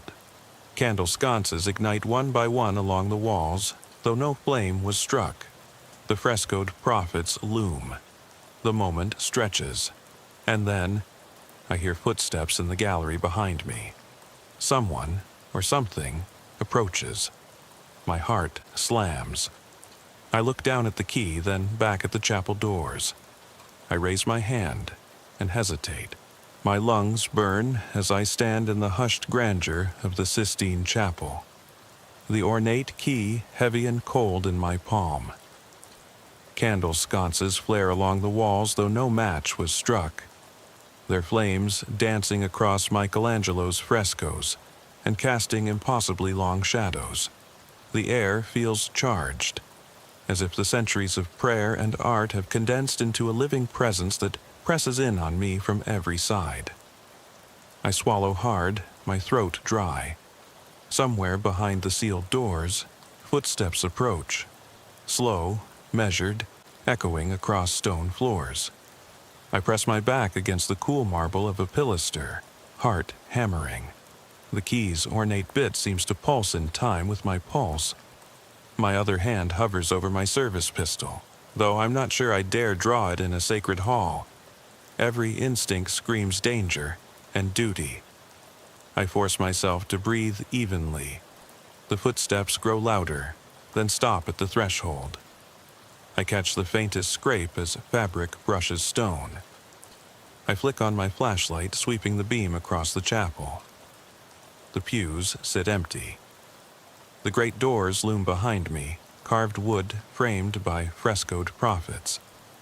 Ahead, beneath the Last Judgment, the high altar stands bathed in flickering light. "Officer Moretti," a calm voice intones from the shadows. I whirl. Standing between two carved columns is the robed figure. No hood now, revealing that pale, featureless face. Where eyes should be, there is only smooth alabaster. Its lips part in a semblance of a smile. "You hesitate," it says, voice echoing as if in a cavern. "Why?" I swallow. "Because my voice falters. What can I say? That logic died the moment I saw it? That I accepted a burden no manual prepared me for?" I swallow again. "Because this is holy ground." The figure glides closer. Candlelight gleams off its gray robe. "And yet you hold the key." It extends a hand, palm up. In its palm rests the smaller, ornate key. Mine is larger, simpler, meant for the hatch. This one is delicate, filigreed. 2 keys, 2 paths. My mind races back to the Codex instructions. One unlocks the light. One unleashes the shadow. I look from the key in my hand to the figure's key. Which is which? I murmur. The figure's mouth curves into something like sympathy. The choice reveals itself only in action. Behind me, the frescoed figures seem to lean forward, their painted eyes following my every move. The scent of melting wax and damp stone fills my nostrils. My glove trembles as I weigh the keys. Duty demands I protect the priceless art and the lives it shelters. But the Codex's words echo, protect the light or unlock the darkness. A soft whisper brushes my ear, Custodia. Guard. I close my fist around my key. The ornate one seems to glimmer, tempting. I step forward, toward the figure and the high altar beyond. Footsteps thunder from the gallery entrance. I turn. A unit of Swiss Guard in ceremonial uniform stands frozen, eyes wide beneath their plumed helmets. Their swords are drawn, blades catching candlelight. Captain Rinaldi leads them, face pale. He opens his mouth, then closes it, uncertain. I raise a hand. Hold, my voice cracks. Stand down. I glance at the figure. It inclines its head. The guards lower, but remain alert. Rinaldi steps forward, gaze flicking between me and the figure. Luca, what is this? I press the key into Rinaldi's hand. I think this is the choice. He stares at the key, then at me. Behind him, the guards shift, uneasy in this sacred chamber. I turn back to the figure. If I give this key to you, what then? It will open the way to the darkness beneath, it replies softly, to secrets that hunger for release. Once unsealed, even the Custos cannot contain them. My breath catches. The weight of centuries of silence presses on me. I think of the Codex's vow, serve in silence, to guard, to never speak, to bear the burden alone. I glance at Rinaldi, whose jaw is clenched. He nods, almost imperceptibly, trusting me, his veteran officer. I step away from the altar, back toward the chapel doors. The figure follows, silent. I raise my arm. The Swiss guards straighten, swords at the ready. The frescoed prophets loom above, their painted eyes accusing. The vaulted ceiling seems to contract. Every flicker of candle flame feels like a heartbeat. In that suspended moment, I make my choice. I step through the threshold, leaving the chapel proper, and turn the ornate key in the lock beside the service door. The tumblers click. The stone around the lock vibrates. Behind me, the high altar bells toll, though no bell was rung. The air twists, light bending. I hear a low rumble, like distant thunder beneath the earth. The service door swings inward, revealing a hidden stair spiraling down into deeper darkness than before. The robed figure inclines its head. The path to shadow opens. Will you follow? My heart hammers. Rinaldi calls, Luca, no, but I step forward. The air at the stair mouth is frigid, smelling of earth and old blood. Each step downward seems to drain the warmth from my bones. Candle sconces appear on the walls, black iron holding no flame. Only darkness beyond. My boots echo on stone. The Codex pulses in my jacket. I glance back. The chapel above glows faintly, a sanctuary receding. The figure stands at the top, waiting. I take a breath, police training, faith, fear all coiling inside me, and step into the abyss. At each landing, the walls are carved with scenes of guardians past. Hooded figures locking doors, turning keys, standing vigil over sleeping saints. Their faces are solemn, their hands steady. I feel their watchful presence. 10 steps down, I reach a landing. A heavy iron door bars my way, ringed with runes. The ornate key in my hand hums. I insert it. The runes flare with pale light, then the door swings open.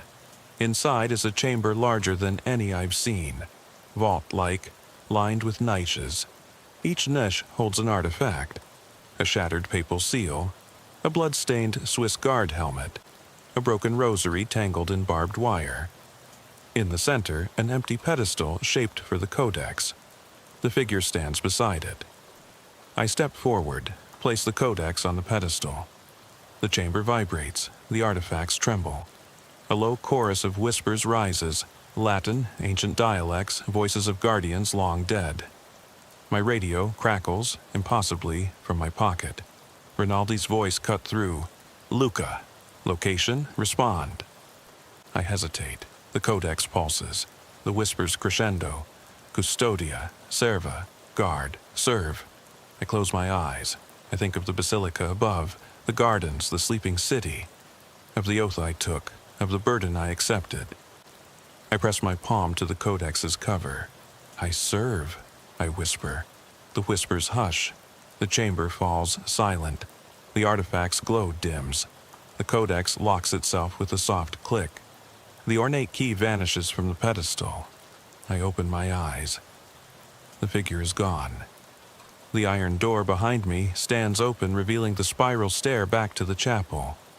I ascend, each step lighter than before. Emerging into the chapel corridor, I see the Swiss guards at attention. Rinaldi's eyes hold a mixture of relief and awe. I tuck the codex into my jacket. He murmurs, "What happened down there?" I offer only a small, tired smile. The secret is safe. He nods, uncertain. We turn toward the chapel doors. The frescoes above seem calm, guardians once more. As I step into the moonlit nave, I realize the choice has bound me forever. I am custodian of shadows and light, the silent guard.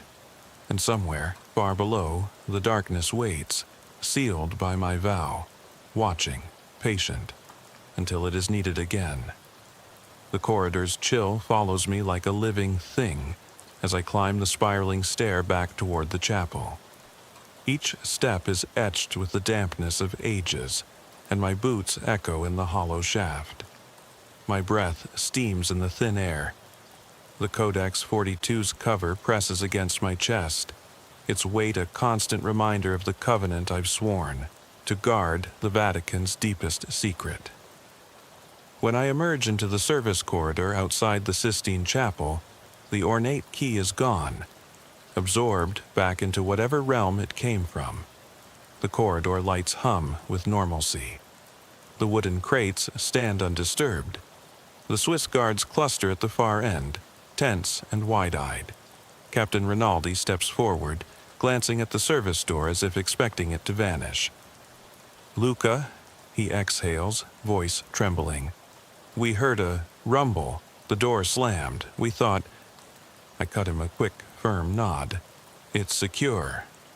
I slip the codex into my inner jacket pocket. No sign of intruder. The reliquary hall is clear.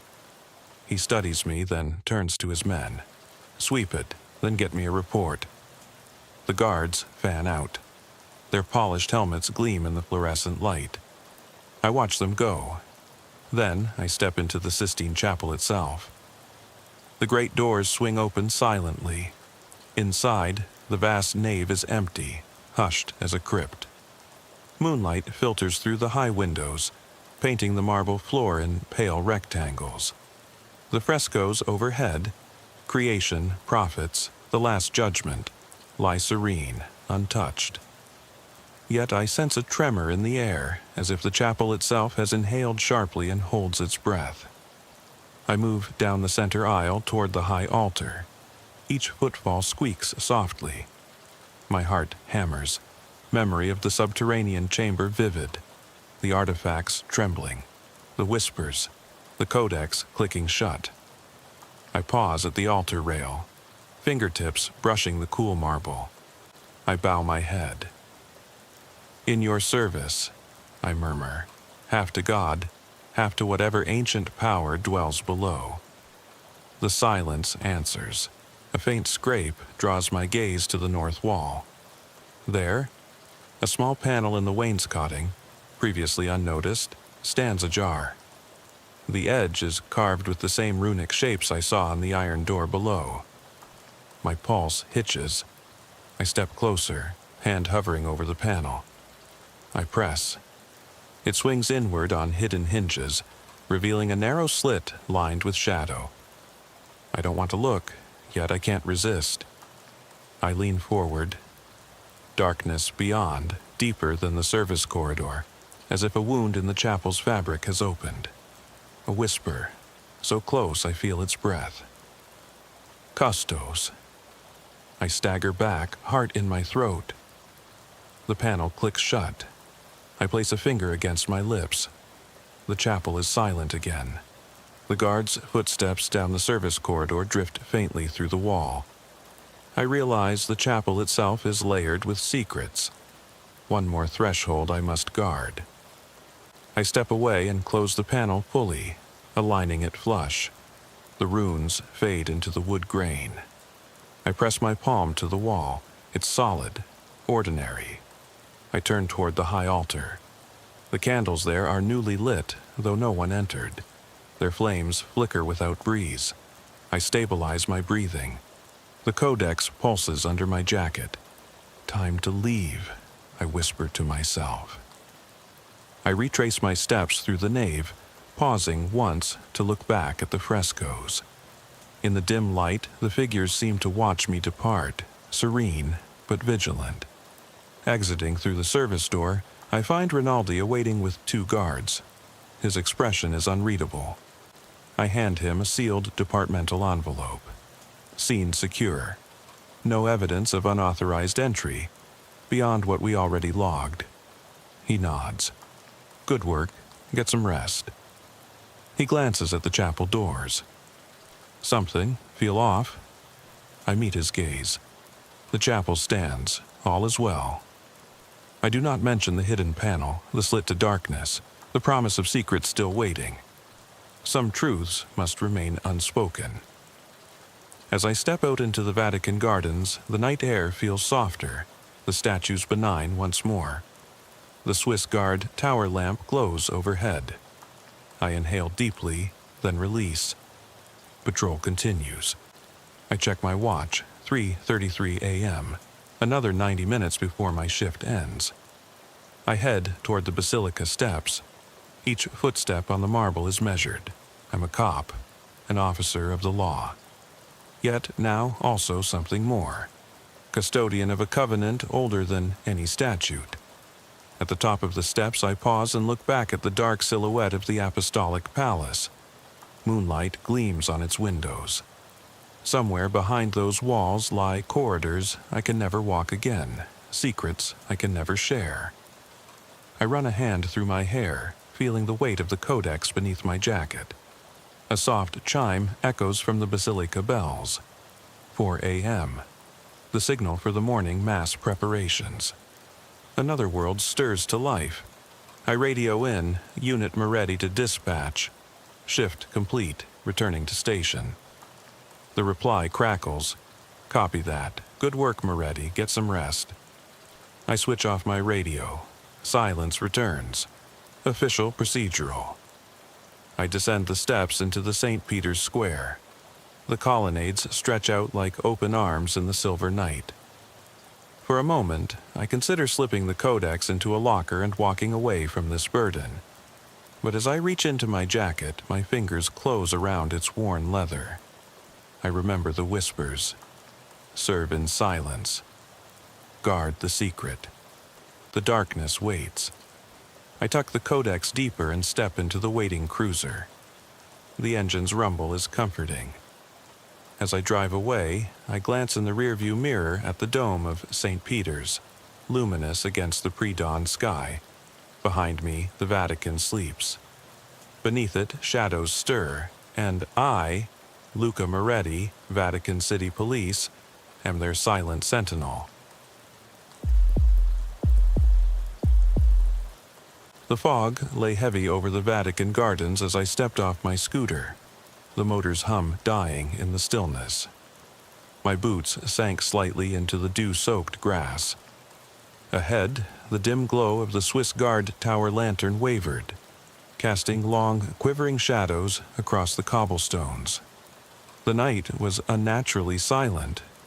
No distant church bells, no soft footsteps of late-hour tourists, only the faint susurration of wind through cypress branches. I clipped my radio to my belt and clicked the flashlight on. The beam cut through the mist in a narrow cone, illuminating droplets dancing like motes of dust in a sunbeam. Every instinct told me this shift would be different. I began my patrol along the perimeter wall, ancient travertine blocks streaked with centuries of moss and soot. Each stone seemed to breathe with history, as though the weight of every pope and pilgrim ever walked pressed into its surface. My hand drifted toward my service pistol, not out of fear of people, but because some things lurking in silence felt worse than any human threat. The report of unauthorized entry had come from the Apostolic Palace service corridors. Candles overturned, faint Latin murmurs in empty rooms. Doors that should be locked found ajar. Standard break-in protocol said vandals or thrill-seekers, but the language of the reports carried a tremor, an edge of something uncanny. I walked past the bronze statue of St. Michael atop the guardhouse, its sword raised as if to cleave the darkness itself. Underneath, my radio crackled. "All quiet on your end?" It was Rossi, my partner stationed near St. Peter's Square. I answered in a calm tone. "Negative findings so far. No movement, no lights, just fog and stone." He chuckled softly. "That square'll be empty at this hour. Keep your eyes peeled around the archives." He didn't elaborate, and I didn't press. Vatican protocol discouraged idle chatter on sensitive matters. Turning toward the low-arched corridor that led to the archive wing, I passed beneath flickering sconces. Each torch cast a halo of orange light that vanished 3 feet away, leaving twin ribbons of pitch-black shadow. My boots clicked on mosaic floors, ivory and cobalt patterns depicting saints and scrollwork. My breath fogged in the chill air. Somewhere ahead, a single candle guttered, though I'd seen no one ignite it. The light danced against the walls like a heartbeat, then snapped out. My flashlight caught the sudden void, and I paused, pulse quickening. A door lay slightly open, iron-clad, bearing the legend Archivio Segreto. The lock had been forced. Splintered wood and bent metal straps told me someone had wanted entry. I radioed Rossi. Possible breach at secret archives. I'm proceeding inside. No sooner had I spoken than the corridor fell silent in a way that felt deliberate, as if the building itself were holding its breath. I stepped through the threshold. The air grew colder still. Moisture dripped from vaulted ceilings onto ancient parchment boxes. My flashlight beam swept across the shelves stacked with leather-bound tomes, papal bulls, and forbidden manuscripts. The scent of mildew and ink was overpowering. Every surface trembled with the weight of secrets. At the far end of the hall, a narrow stair led down into deeper vaults. From below came a faint rhythmic scraping sound, like a quill scratching on vellum, but slower, dragging. I descended, each step echoing hollowly. The scraping stopped when I reached the landing. My flashlight revealed a circle of faint footprints in dust, too slender for a guard's boots, too regular for wildlife. They led past me and disappeared into darkness. My radio crackled again, but I held my finger to the button. Better to confirm first. I whispered into the mic, "Rossi, did you hear any commotion near the archives?" Static answered. I cursed under my breath. Pressing on, I followed the footprints into a narrow chamber where a single candle flickered on a pedestal. The pedestal held an open codex. its pages yellowed, edges curling. The Latin script glowed in the candlelight. In umbris veritas latet. In shadows, truth lies hidden. A chill ran down my spine. I approached, boot heels clicking, and the candle's flame snapped out, plunging me into darkness. I fumbled for my flashlight, and when it clicked back on, the codex was closed. The room was empty. A soft thump sounded behind me, like a book dropped on stone. I spun, beam sweeping across dusty shelves. Nothing moved. The silence returned, heavier than before. My heart pounded in my ears. I took a deep breath and forced myself to check the pedestal. No footprints beyond that point. It was as if someone had vanished mid-ritual. I radioed, voice steady. "I'm in the lower vault. No sign of intruder. Recommend K9 unit sweep before morning." No response. I began to retrace my steps, but at the top of the stair, I froze. From the corridor came a low chanting, a single voice intoning words in Latin that twisted like barbed wire. "Custodi animam tuam. Custodi animam tuam." My training screamed that no service file authorized chanting in a papal archive. I edged forward, light trembling over carved reliefs of cherubs and martyrs. The chant grew louder, then cut off abruptly as I neared the archway. The silence that followed was so complete I could hear my own blood rushing. At the corridor's end, a robed figure stood with its back to me, hood drawn low. The red of the Vatican cassock was absent. This robe was black as spilled ink. No insignia, no rank. The figure's shoulders were unnaturally still. I cleared my throat. "Vatican police," I said. "Identify yourself." The figure did not move. Its robe pooled on the floor, as if it had no feet. I stepped closer. The air around it shimmered, and I thought I saw the stone floor warp. My flashlight beam danced across the folds of fabric, revealing nothing beneath. The figure turned slowly. No pivot of joints, but a sliding rotation. Where its face should have been was void, featureless darkness that seemed to absorb light. My mouth went dry. I raised my pistol, training the muzzle just below the hood. "Step away," I ordered, voice flat. No response. Then a whisper behind me, "Leave this place." I whirled. The corridor was empty. When I faced the figure again, it had inched closer, though I had not seen it move. My skin crawled. I felt the weight of centuries bearing down. The chant began again, faint, as if from far away. I pressed the muzzle to the robed chest. "Last warning," silence answered. Then the figure lifted a hand and pointed to the wall. My flashlight flickered, revealing a hidden alcove carved into the stone. Inside lay a sealed reliquary box, etched with incomprehensible runes. The chanting swelled for an instant, then stopped. The box creaked open on its own.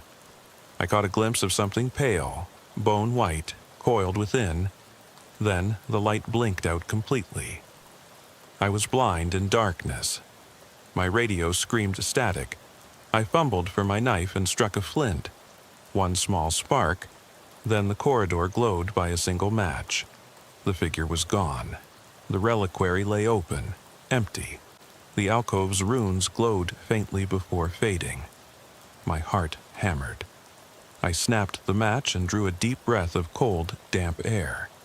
I had two choices: report what I'd seen and be relieved for shock, or destroy the box and forget this night ever happened. Duty won. I sealed the alcove, relocked the archive door, and ascended to the moonlit gardens. Outside, the fog had thickened. The scent of wet stone and roses mingled. I paused at the gate, hand on the latch.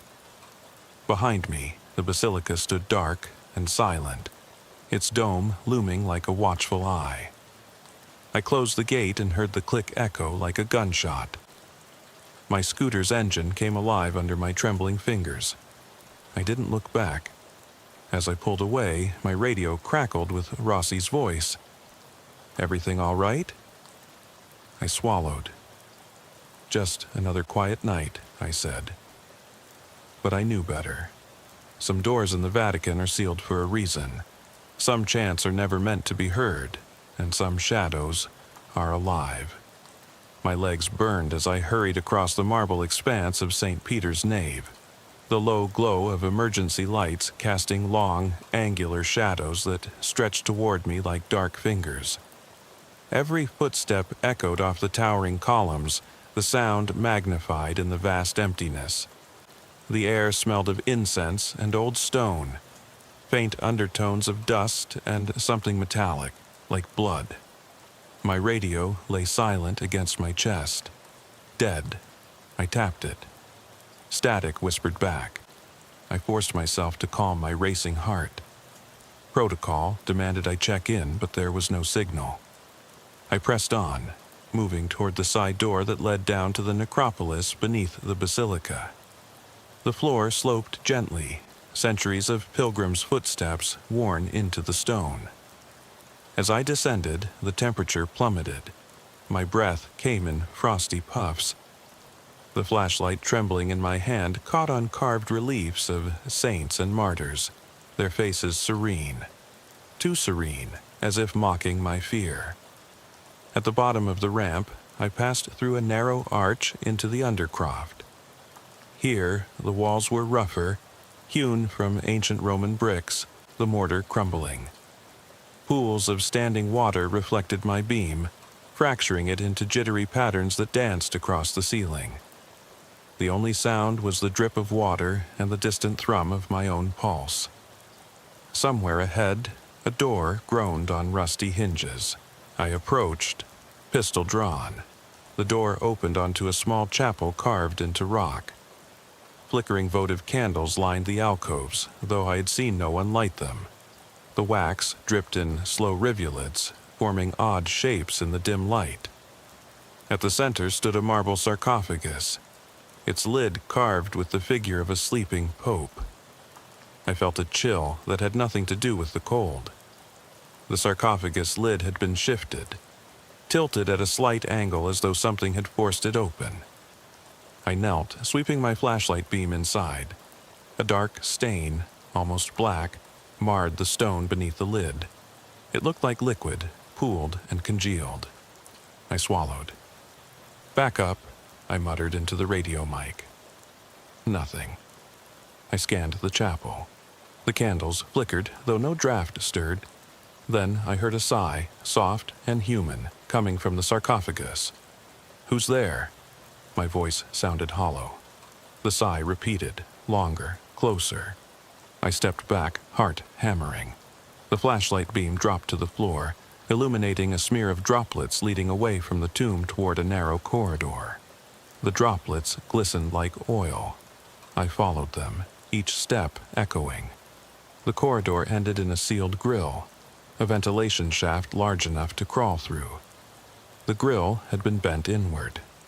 My training told me this was no ordinary break-in. Trespassers don't leave blood trails through papal crypts. I glanced at the grill.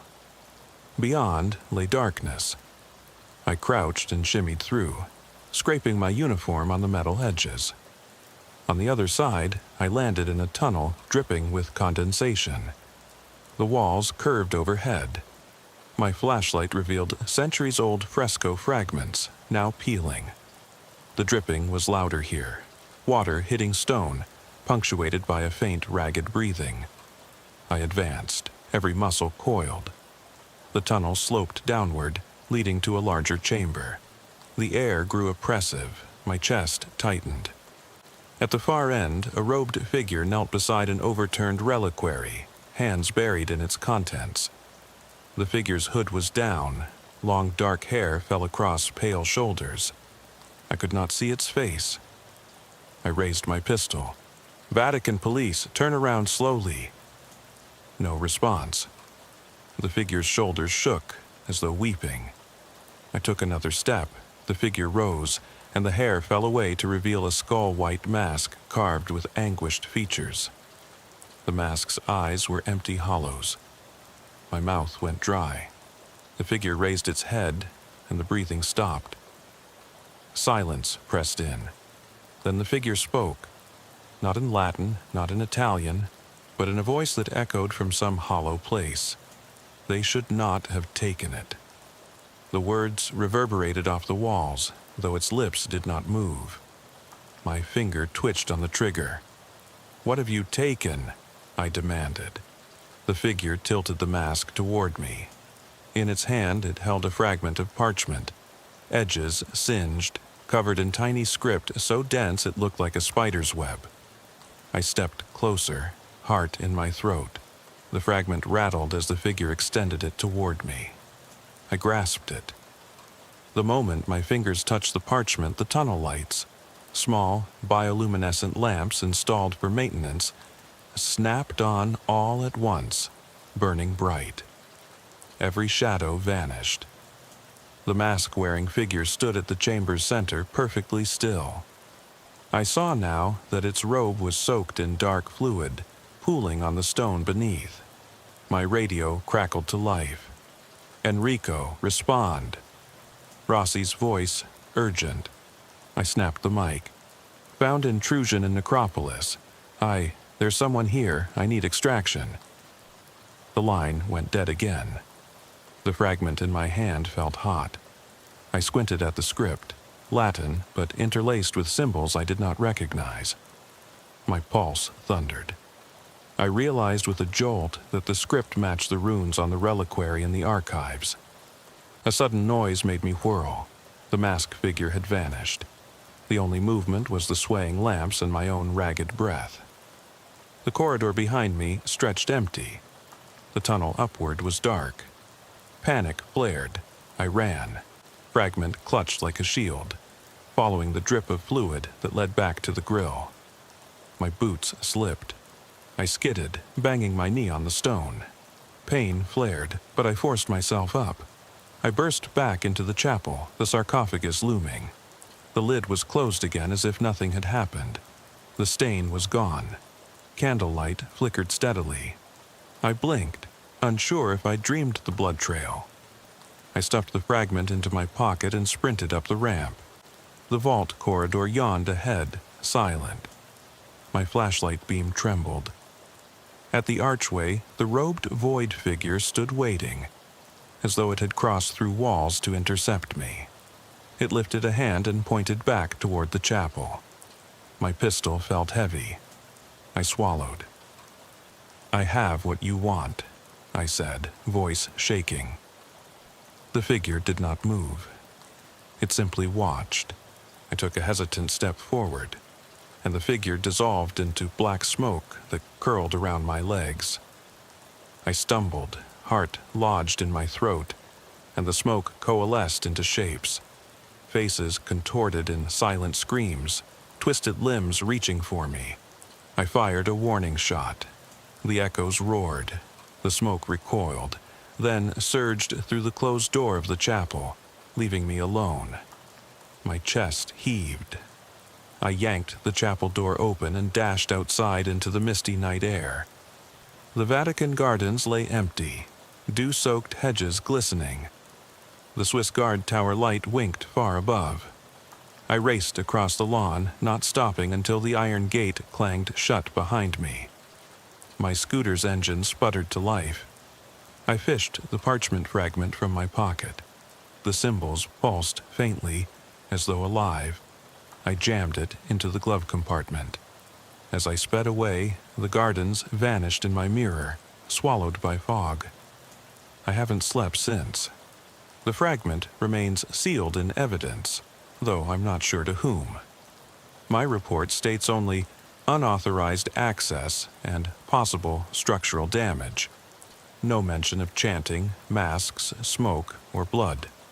No mention of the thing in the tunnel. Because some truths aren't meant for dossiers. Some shadows belong to places that never see daylight. And some nights, you carry what you find into your dreams, whether you want to or not. The damp leather of my uniform jacket clung to my skin as I roared away from the Vatican gates, tires spitting gravel. The empty streets of Rome stretched before me, pale cobblestones gleaming under sodium lamps, shutters drawn tight against the night. My heart hammered in my chest like a warning drum.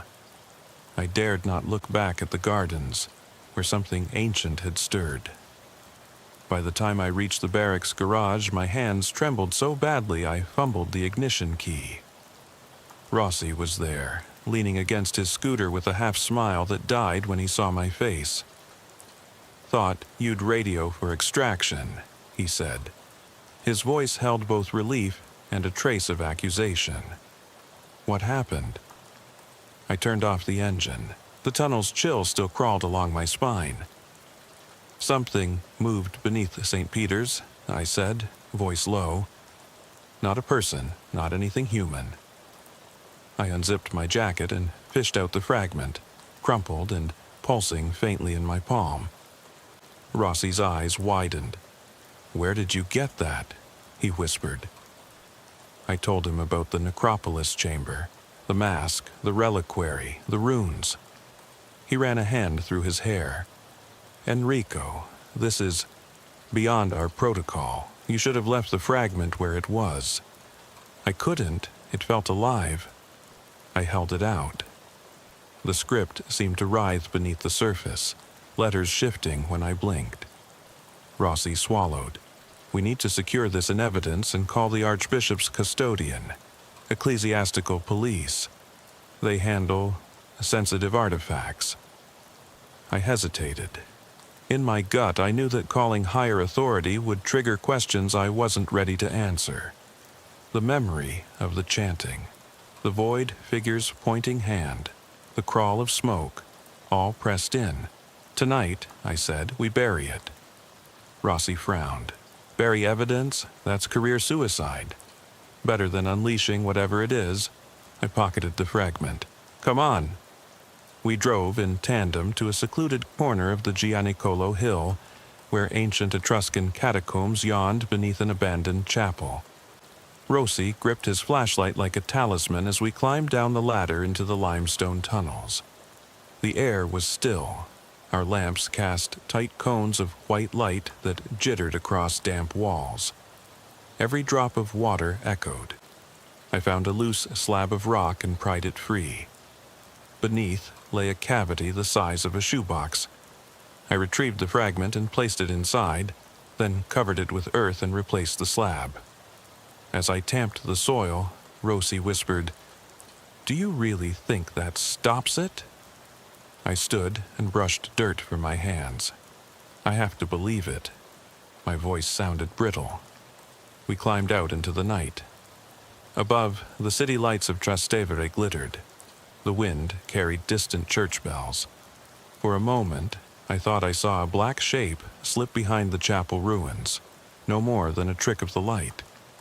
I shook my head. Back at the station, I filed an amended report. No anomalies found. Shift ended uneventfully. Rossi signed off without comment. He offered to cover the night shift tomorrow. I declined. My next duty was sunrise patrol near Castel Sant'Angelo. Anything to stay in the open air. Sleep came in fits. I dreamed of the crypt, the mask's empty eye sockets pressing close, the rasp of pages turning themselves, a voice whispering, "Return what was taken." I bolted awake before dawn, sheets tangled, heart racing. My phone buzzed. A text from Rossi. "Be careful. I saw you slip out last night. If something follows you home," I didn't reply. Instead, I showered and went on patrol. Daylight was a balm. Tourists clustered in the square, snapping photos.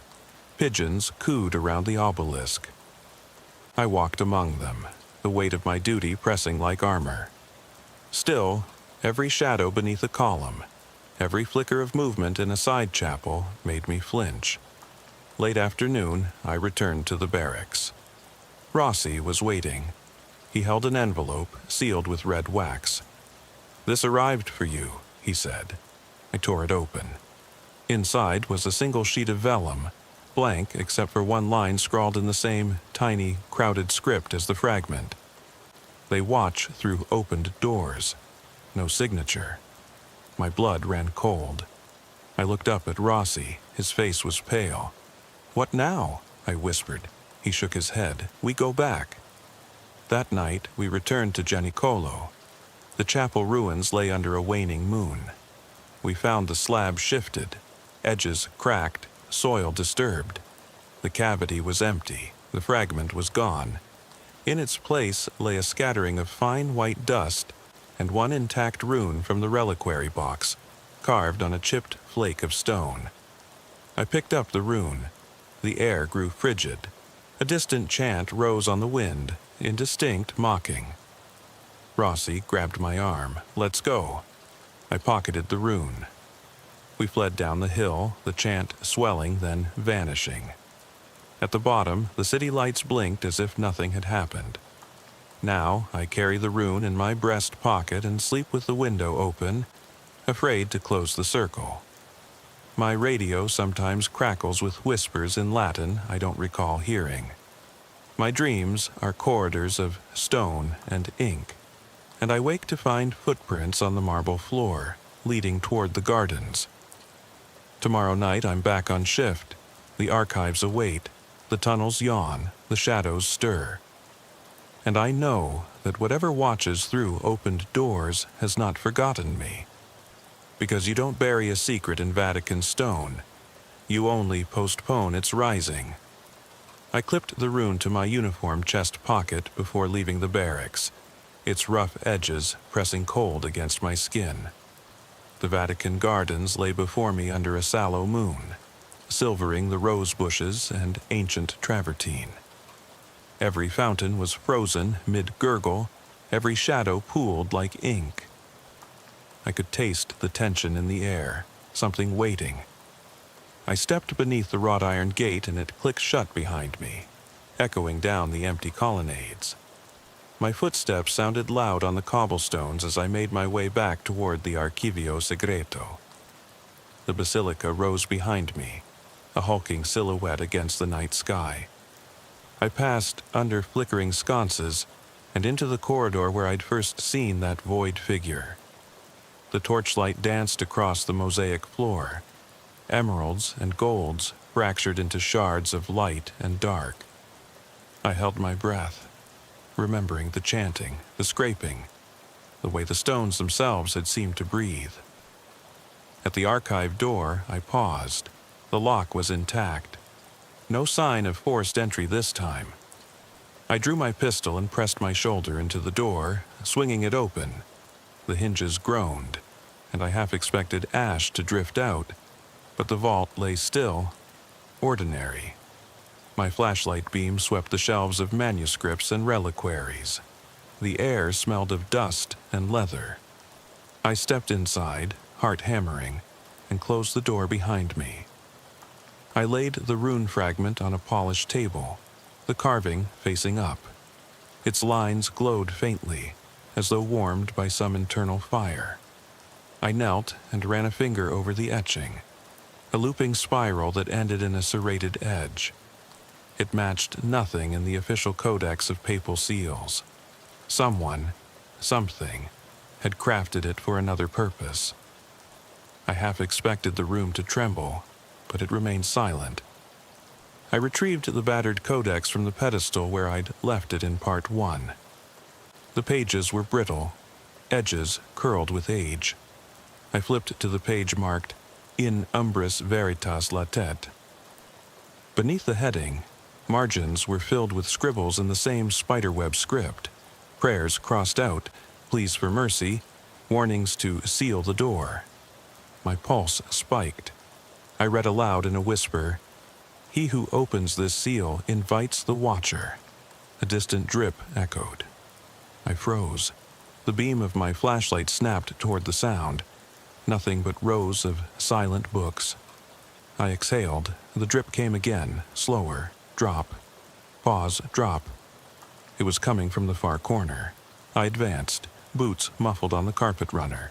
There, half hidden in darkness, stood the black-robed figure.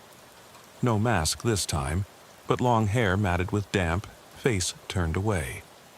It rocked gently, like someone in prayer. "Identify yourself," I said, voice steady despite my pounding heart. The figure remained still. I stepped closer. The soft rasp of fabric on stone filled the vault. My flashlight beam settled on the figure's hands. They were wrapped around something small and trembling. A human heart? No, too small. I leaned in.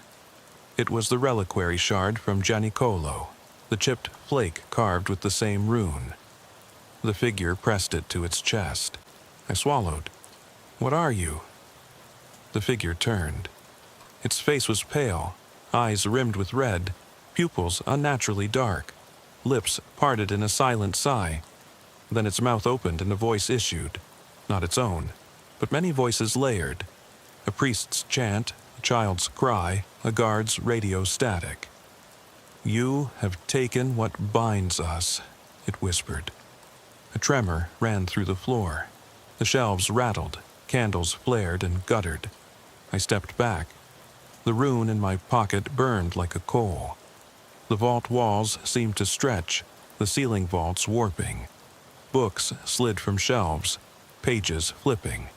The figure raised its arms, and the air filled with Latin whispers. "Opening the door! Opening the door!" I fumbled for my radio.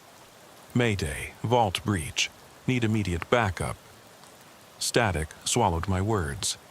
The chanting rose to a crescendo, then stopped as the figure advanced. I raised my pistol, hands shaking. The figure stopped a foot away, eyes locked on mine. I saw sorrow there, and something older, rage, longing, an ache that transcended centuries. It lifted a finger and traced a line in the air. The rune on my chest glowed white-hot. I felt a jolt, as if struck. The vault dissolved into smoke and flame behind my eyelids. When I blinked, I was alone. The shard lay on the floor, blackened, lifeless. The codex snapped shut on its own. The light steadied. A silence pressed in again. I dropped to my knees, chest heaving. The shard was gone. I patted my chest. The rune had vanished too. My uniform felt loose, as though something had slipped out. I rose unsteadily and scanned the vault. Nothing moved. My flashlight beam settled on the archive door, where footprints in ash trailed away. I followed them out into the corridor. The torch flames burned steady now, no flicker. The church bells chimed in the distance. 3 a.m. I stepped into the gardens. The mist curled around my ankles and I heard a whisper, "Thank you for freeing me." I spun, but no one was there. Just the hedges and statues silent in moonlight. In my hand, I found a scrap of parchment, the codex page, torn out, reading, "Custodi animam tuum," or they will claim it. Underneath, a smudge of dark red. My radio crackled. "Enrico, you there?" It was Rossi. I didn't answer.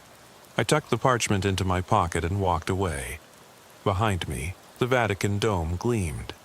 The sentinel that had watched over centuries of secrets. I don't know what I unleashed tonight.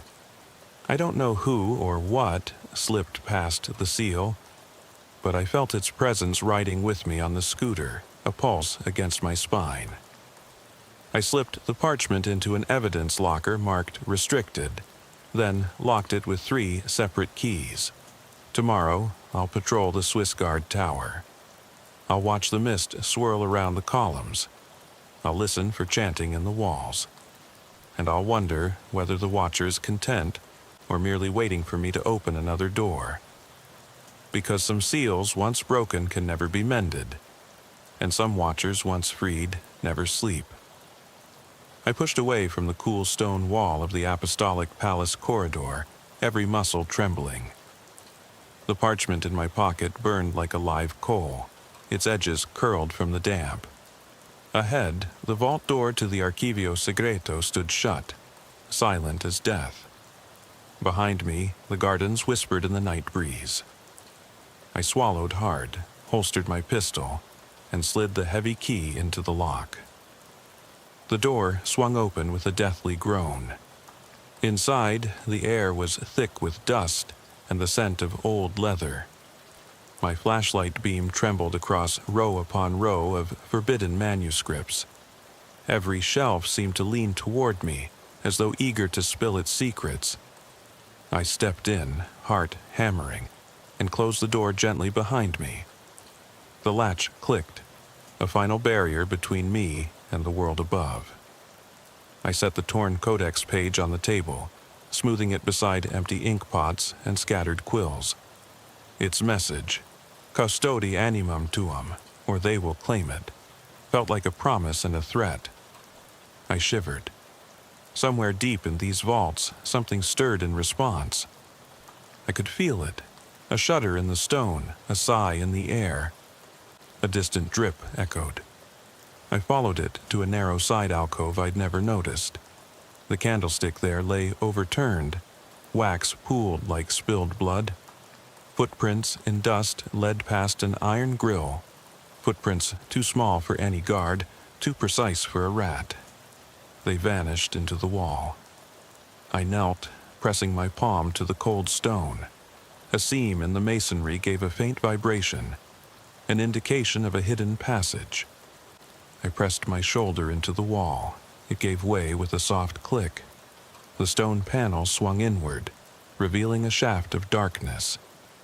A wisp of cold air drifted out, carrying a faint scent of incense and something fouler, rotting parchment, old magic. My training screamed retreat. My curiosity drove me forward. I crouched and entered. The panel closed behind me, sealing with a whisper. My flashlight beam caught on carved symbols, spirals and runes matching the rune I'd buried on Gianicolo. The shaft sloped down, slick with moisture. Each step echoed, hollow and distant. Water dripped from unseen crevices, pooling at my feet. The beam danced across walls decorated with fresco fragments. Angels weeping, saints in torment, eyes gouged out. At the bottom, I entered a broad chamber hewn from bedrock. A low vaulted ceiling arched overhead, supported by pillars carved into twisted figures, half human, half beast. The floor was polished black stone, reflecting my beam like oil. At the chamber's center stood a stone dais, and upon it, a sealed reliquary chest bound with iron bands. This was no archiepiscopal artifact. It was older, predating Christianity, older even than Rome. My breath caught. The chest's bands bore the same runic spiral. I raised my pistol, hand shaking. Protocol forbade tampering with unknown artifacts. Yet the parchment's warning echoed, "They will claim it." I pressed my thumb to the spiral. It glowed faintly beneath my skin. The iron bands shuddered. A keyhole appeared where none had been. I glanced at the torn codex page in my pocket. The script there described the ritual. A single drop of human blood, spoken invocation in Latin, and the seal would break. The watcher would be freed, or bound, depending on the sacrifice. My heart thundered. I had the ritual in my mind, I had the blood. Weeks ago, I'd pricked my finger for a minor cut, enough blood to perform the rite. Duty warred with fear. If I opened it, I risked unleashing the Watcher fully. If I left it, the Watcher hunted me still. The chamber grew colder. My exhalations formed mist. From the shadows, a soft chant began, so low I thought it was in my head. Then it resolved into many voices. Guards, priests, children, all whispering the same phrase. "Open the seal, open the seal." The dais trembled. The reliquary chest rattled. My finger brushed the spiral on my chest pocket, gone. The rune's absence was a betrayal. I pressed the codex page to the chest band. The runes on iron glowed, matching the page. The lid cracked. I drew a breath and placed a drop of my blood on the spiral. The iron snapped open like a trap. The chest lid slid back. Darkness welled forth, a living shadow that spilled onto the floor. My flashlight flickered. The shadow formed shapes. Hands, writhing bodies, faces twisted in silent screams. My pistol dropped. I stumbled back. The shadow coalesced into the figure I'd seen before. Robe blacker than night, face a void, eyes burning with ancient hunger. "You have freed me," it intoned, voice like wind through tombs. "Now I feast." The chamber lights died. Only the watcher's eyes glowed. I fumbled for my radio. "Rossi, evacuate." Static, nothing. The watcher raised a hand. Behind me, the pillar's carved figures began to bleed dark ichor. The stone floor cracked. From the fissures rose skeletal hands grasping at the watcher, at me. I turned and ran, heart in my throat, racing up the shaft. The wall panel gave way. I emerged into the vault corridor, gasping. The torch flames were out. My flashlight beam was the only light. The watcher glided behind me, silent. I sprinted past the codex pedestal, past the archivist's tables, heart hammering. Each step felt like wading through water. At the archive door, I nearly collapsed. The watcher's presence filled the corridor, the air heavy, every shadow alive. I slammed the door, locked it, and raced down the basilica ramp toward the gardens. The watcher's laughter followed me, a hollow echoing sound that vibrated through stone. Outside, the mist curled. The iron gate stood open. I didn't hesitate. I vaulted through and slammed it shut. The latch clicked like a pistol shot. I leaned against it, chest heaving. The watcher's laughter faded, but I knew it was not gone. I stumbled to my scooter and sped toward the barracks. My hands were slick with sweat and something darker, ichor from the reliquary, I thought. When I reached the garage, Rossi waited, face drawn. "It's out," I whispered. I opened it. He nodded grimly. I felt it on the wind. He held out a small silver vial. "Archbishop's custodian sent this, a binding serum, ancient, untested." Inside swirled cloudy liquid. "We have one chance." I looked at the vial, then at the torn codex page poking from my pocket. The watcher's shadow gathered at the garage door, an inky haze pressing against the threshold. I held the vial aloft. "Together?" Rossi's jaw tightened. "Together." We stepped outside. The night air was alive with whispers. The watcher's shape solidified, tall, regal, terrible. Its eyes burned with expectation. I uncorked the vial. The serum glowed pale blue. Rossi produced a silver dagger etched with papal seals. I made a small cut on my palm and let the blood drip into the vial. The liquid flared. I raised it like a chalice. "For the soul of the basilica," I intoned, voice echoing. Rossi began the counter-chant from the codex margins, Latin words of binding and banishment. The watcher advanced, smoke swirling around its feet. I poured the serum onto the cobblestones. It hissed, steaming. The watcher recoiled, a howl that rattled windows across Rome. Rossi plunged the dagger into the ground, carving the rune spiral into the stone. The serum pooled in the carving. The watcher's form quivered, fragmented. Black tendrils writhed, then were drawn into the spiral like water down a drain. The serum sizzled, the rune glowed, and with a final wrenching cry, the watcher was pulled into the carving. The cobblestones snapped closed as if nothing had happened. Silence fell. The mist cleared. The garage lights flickered back on. The vial lay empty. The dagger's blade snapped off, handle only in Rossi's hand. The rune carving faded from the stone. We stood, panting, trembling. I looked at Rossi. "Is it done?" He nodded slowly. For now, but that binding won't hold forever. I swallowed. Then we prepare. Behind us, the Vatican dome gleamed under a sky turning gray with dawn. Tourists would arrive soon, oblivious. Guards would open the gates. All would seem normal. But we had faced the Watcher, and survived. We carried its seal inside us now, knowledge of shadows that never sleep. I slipped the torn codex page into a locked evidence safe. Rossi pocketed the dagger handle. We exchanged a look, solemn vow. The Watcher might return, through another door, another ritual, but we would be ready. As the first bells rang for morning mass, I whispered, "Some doors can be closed only by blood and faith." Rossi placed a hand on my shoulder, and we have both. We stepped into the waking city.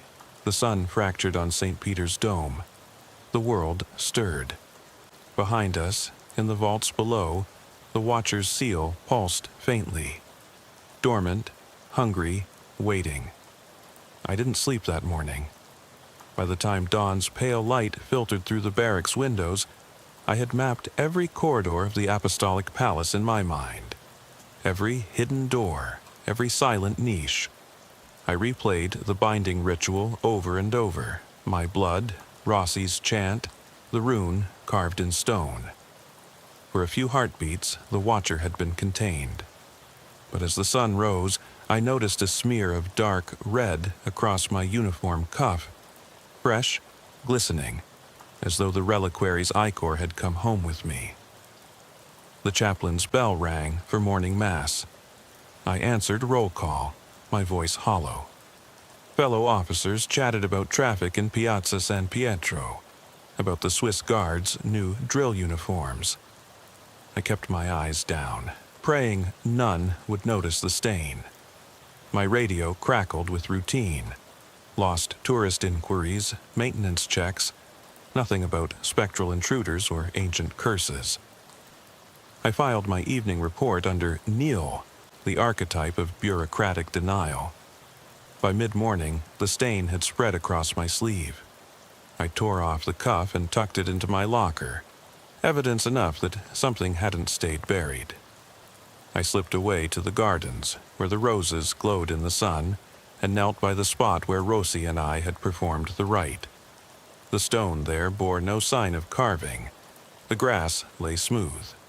Yet I felt the earth tremble beneath my palm, as if something bided its time below. I pocketed a handful of soil and carried it back to the station lab. Under magnification, dark flecks curved into familiar spiral marks. The binding rune washed into the earth, waiting to re-etch itself. I slid the sample into a sealed vial labeled classified. The Vatican's archivist would lock it in the underground vault, if he believed me. I wasn't certain he would. That afternoon, I returned to patrol by St. Peter's Square. Pilgrims clustered around the obelisk, snapping photos. I watched their carefree faces and wondered how many believed in shadows. A child chased a pigeon. Laughter rang like a benediction. For a moment, I almost envied them.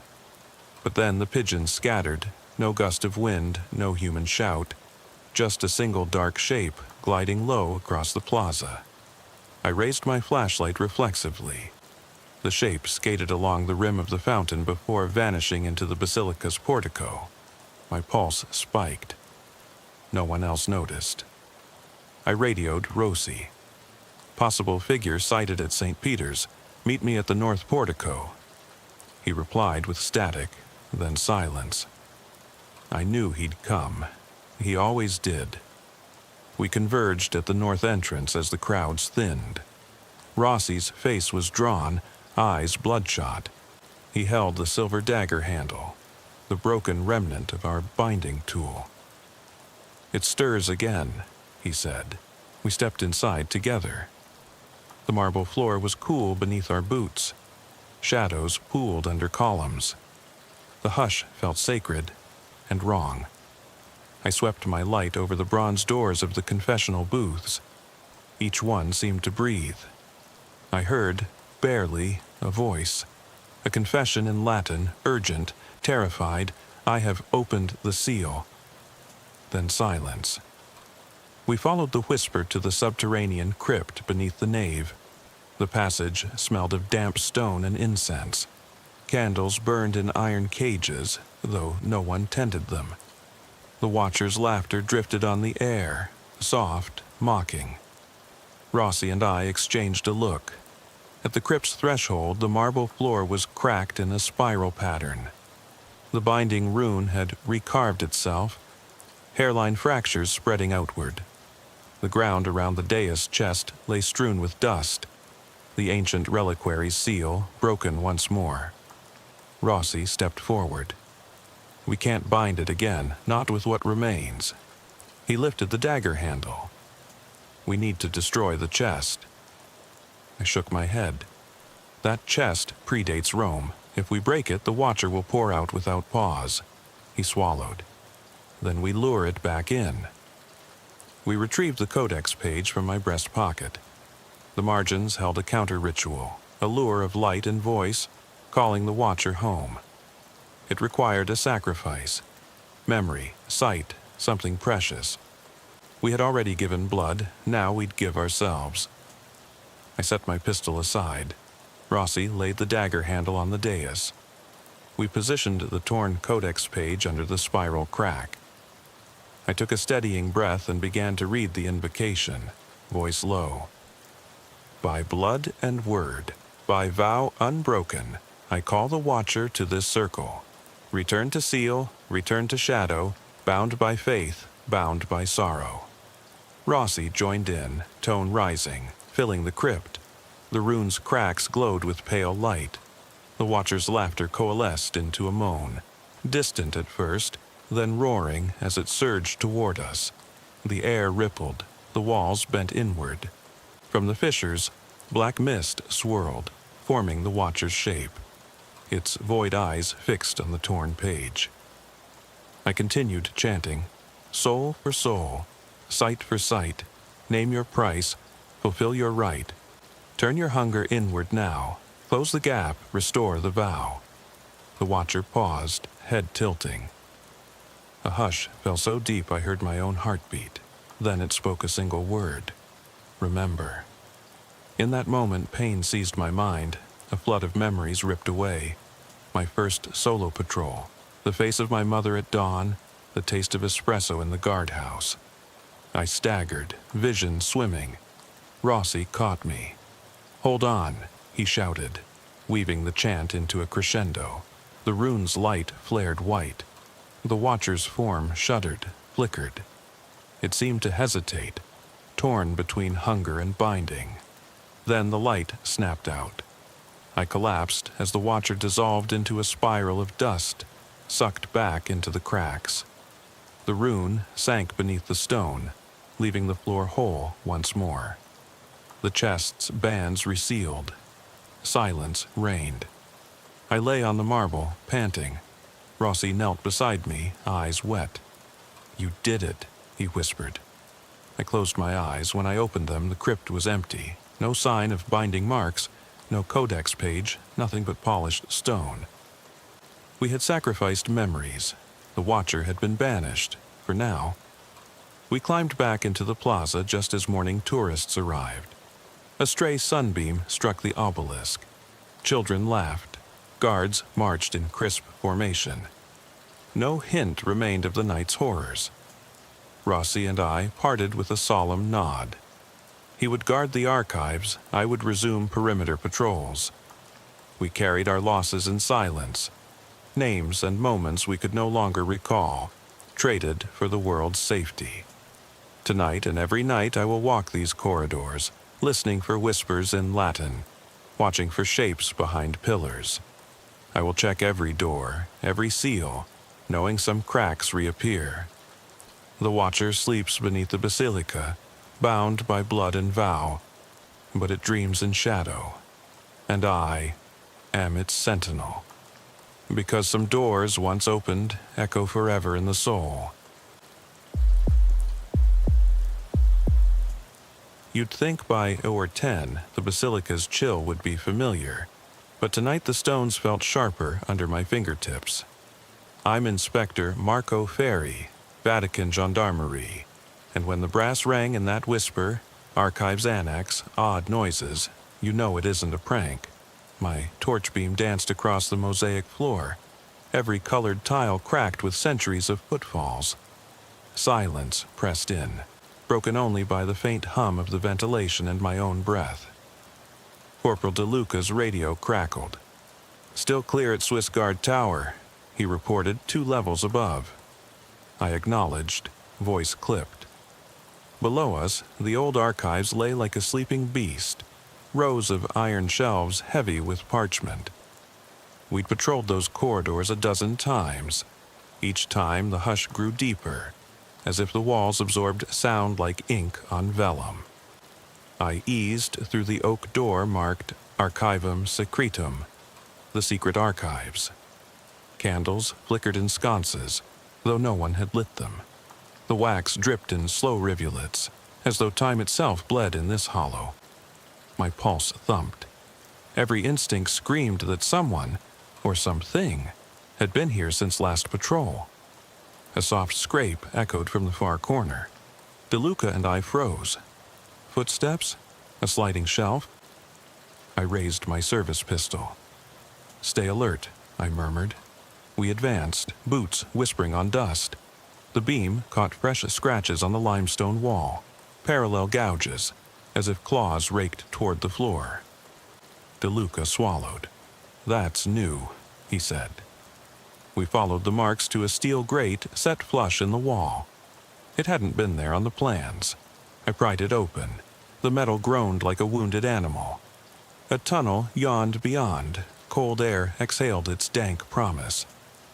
I glanced at DeLuca, his jaw set. We slipped inside. The crawl space narrowed, bricks slick with moisture. Every drop from above sounded like a hammer strike. Our lights bobbed, carving arcs through the black. The tunnel ended in a vaulted chamber beneath the Vatican gardens. Moonlight filtered through iron bars overhead, illuminating a sarcophagus carved with papal insignias. Candles burned at its corners. A figure stood by the tomb, hooded, motionless. My heart hammered. "Police," I called. The figure tilted its head. The robe fell away, revealing not flesh but shadow. A voice hissed. He kept the secret. "Now you guard it." The words crawled under my skin. Instinct made me fire. The shot echoed like thunder. When the smoke cleared, the hooded shape dissolved. No body, no blood, only the sarcophagus lid cracked ajar. I stepped forward, hand trembling, and peered inside. Dust, and an ancient key, wrought iron etched with Latin. My radio erupted. "Inspector Ferri, you copy?"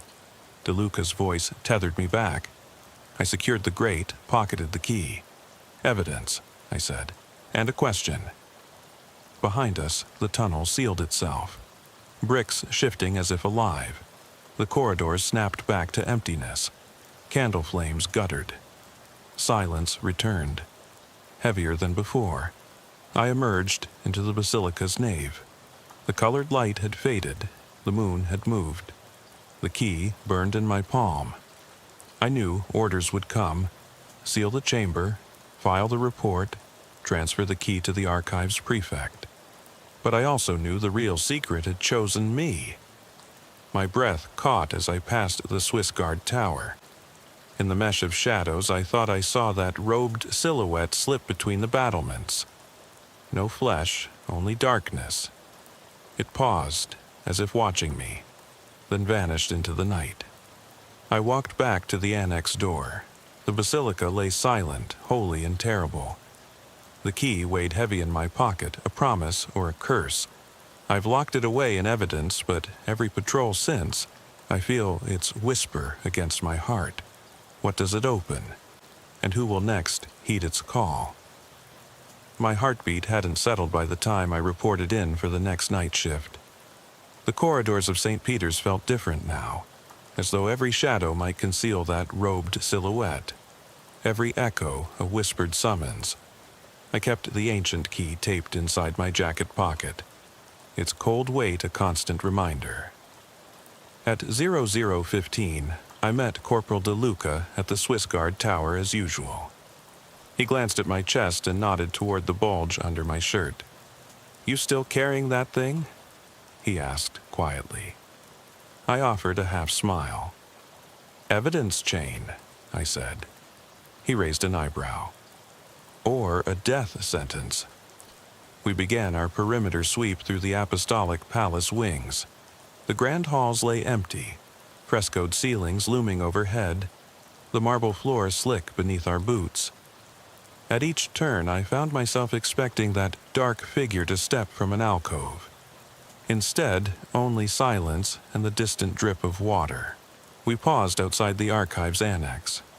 The heavy oak door stood shut, but I felt a tremor in the air, like static before a storm. I placed my palm against the wood. It was warmer than the surrounding stone, faintly vibrating. De Luca frowned. "You feel that?" I nodded. Something's changed. Inside, the flickering sconces were brighter tonight. No wax strips. Whoever or whatever lit them did so deliberately. My torch beam swept the shelves. The key burned against my ribcage.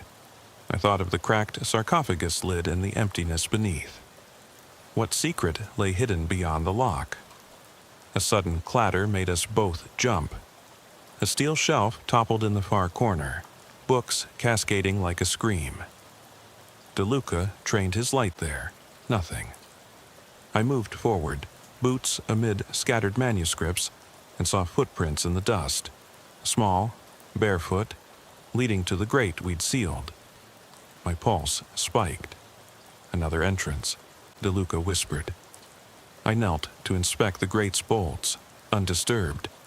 Yet the footprints led directly over it. It was impossible. I rose and scanned the rafters. Somewhere above, a faint scratching, like talons on wood. We followed the sound up a narrow service stair. It deposited us in a forgotten maintenance crawl, wires hanging, pipes dripping. The air was colder here, an unnatural chill. My breath curled in the beam. De Luca paused at a junction. "Branch left or right?" he murmured. I chose right, drawn by a low moan, half human, half wind through stone. The tunnel turned sharply and opened into a hidden corridor, one I'd never seen on any plan. Mosaic tiles underfoot depicted cherubs and saints, their faces chipped. Torchlight revealed Latin scrawls on the wall.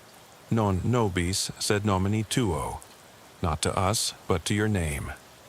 The phrase glowed with menace. I traced the letters with my finger. The key responded with a faint hum. De Luca swallowed. "Inspector, maybe we should—" I shook my head. "We're here. We finish this." My voice sounded hollow even to me. We pressed on until the corridor ended at a sealed door of black iron. In its center, a keyhole shaped like the one on my key. I slid the key free. It fit perfectly. My hand shook as I turned it. The lock clicked. The door swung open silently, revealing a vast chamber lit by torches set in wall brackets. The air smelled of damp earth and incense. In the center lay an altar of carved stone, stained dark at its edges.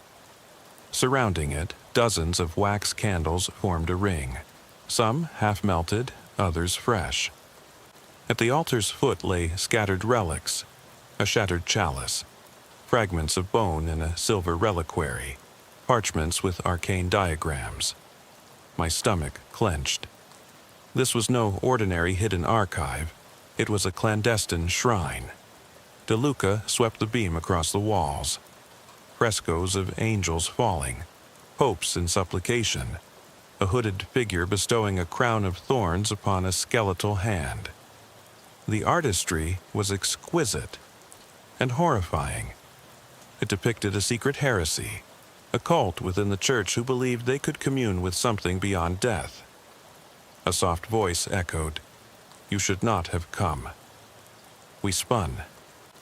At the far end, the robed shape stood in shadow, hood low. Its presence swallowed light. DeLuca raised his weapon. I did the same. The figure lifted a hand, revealing a fragment of parchment pinned to its sleeve. The same papal seal as the key. "Why guard what was never meant to be found?" it intoned. The voice was both distant and inside my head. My breath caught. I wanted to ask who it was, what it wanted, but words failed me. The figure gestured. The candles flickered violently, though no draft stirred. Shadows leapt off the walls, coalescing into shapes. Faces twisted in silent screams. My gut roiled. DeLuca shouted, "Fall back!" but I felt rooted, drawn toward the altar.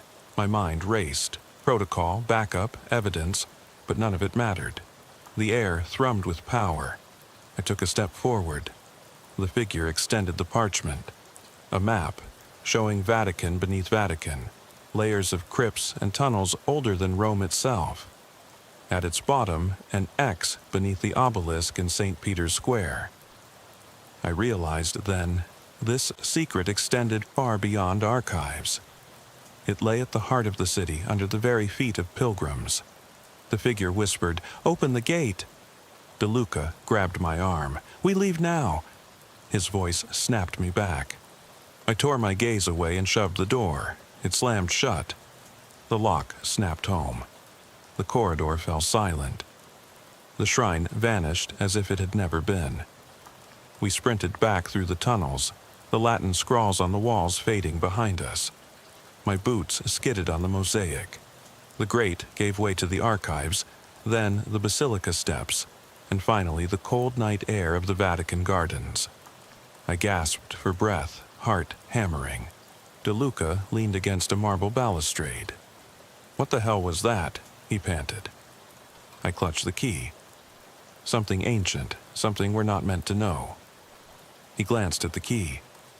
"What now?" I looked up at the obelisk, pale in moonlight. "We find out what lies beneath?" He frowned. "That's suicide." I nodded. "Maybe, but we swore to protect this city, even from itself."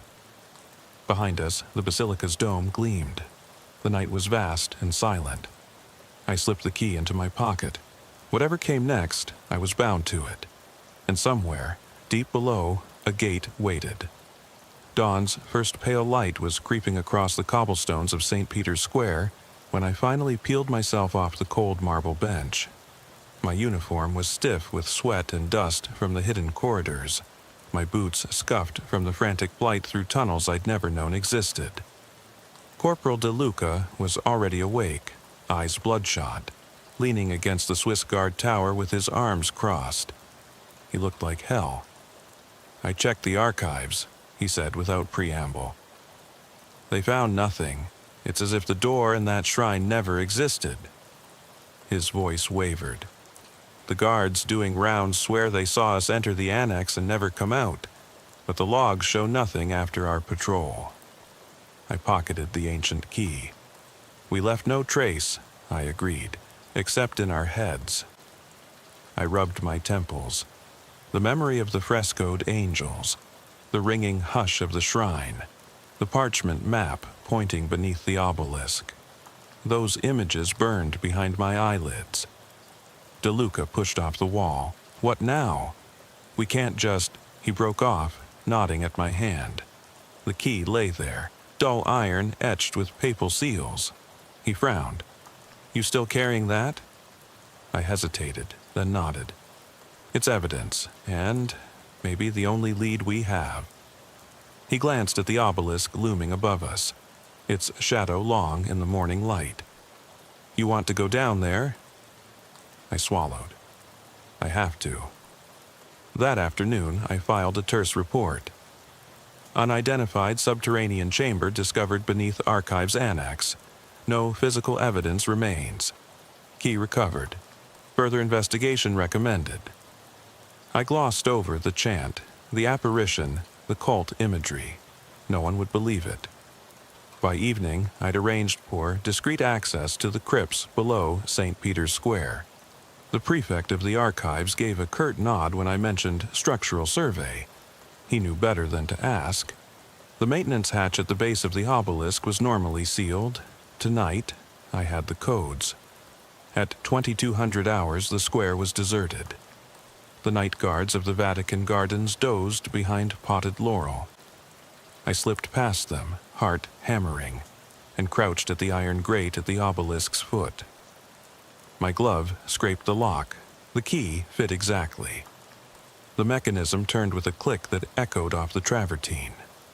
I held my breath and lifted the hatch. Below lay a narrow shaft descending into darkness. The air was stale, tinged with the smell of earth and something faintly metallic.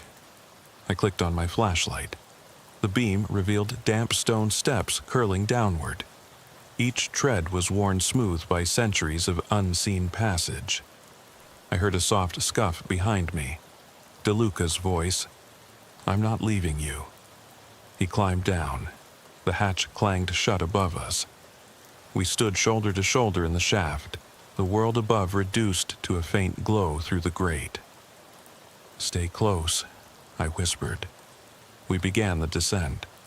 The steps opened into a vast subterranean gallery, larger than any crypt I'd known. The ceiling arched overhead, ribbed with carved stone like the hull of an inverted ship. My light swept across columns encrusted with Latin inscriptions and bas-relief scenes of martyrdom. Flickers of damp pooled at the base. The beam caught something glinting on the floor, a fragment of metal. I knelt and picked up a small piece of a broken seal, identical to the one on my key. "This is it," I breathed. "We're in the right place." De Luca shone his light down the gallery. There, arches. Beyond, a row of alcoves carved into the wall, each housing a niche. Some held skeletal remains in tarnished reliquaries. One was empty. The empty niche had fresh soil at its base, as if something had been recently interred or exhumed. A distant drip echoed. We moved forward, boots silent on ancient stone. The air grew colder. My breath fogged. The light flickered. I steadied the torch with a trembling hand. At the far end stood a second door, massive bronze, studded with iron bosses. No keyhole, only a bas-relief of a key and the words Clavis Eternitas, Key of Eternity. I pressed my palm to the relief. The door vibrated. Then, with a groan, it began to swing inward. We stepped through into a circular chamber. The walls sloped toward a domed ceiling lost in shadow. In the center, a stone dais ringed by broken fragments of what looked like stained glass. Colored shards embedded in mortar, depicting a celestial map. The pattern was fractured, but I recognized constellations: Ursa Major, Orion, Corona. At the dais's center lay a second key, this one crystalline, translucent, glowing faintly blue. DeLuca swallowed audibly. "What the hell is that?" I approached, heart in my throat. The crystal key hovered above the dais, suspended in a cradle of carved stone. As I neared, I felt a pressure in my skull, as if the air itself was imprinting thoughts. A voice, distant but clear. "Open the gate." I glanced at DeLuca. His face was pale. "I don't know if we should," but I couldn't stop. I reached out. The moment my fingers closed around the crystal, the chamber trembled.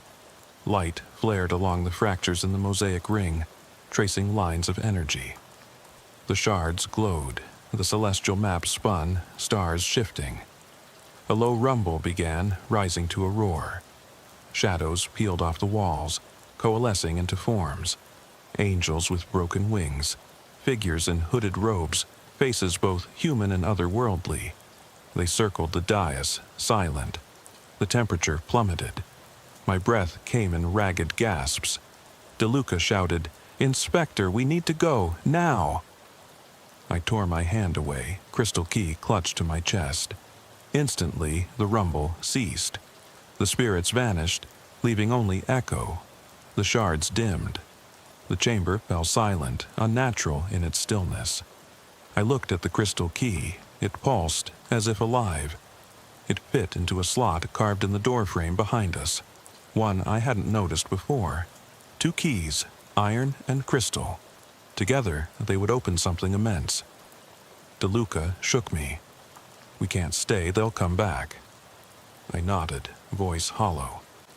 "We ascend, but we keep this. We find out what it unlocks."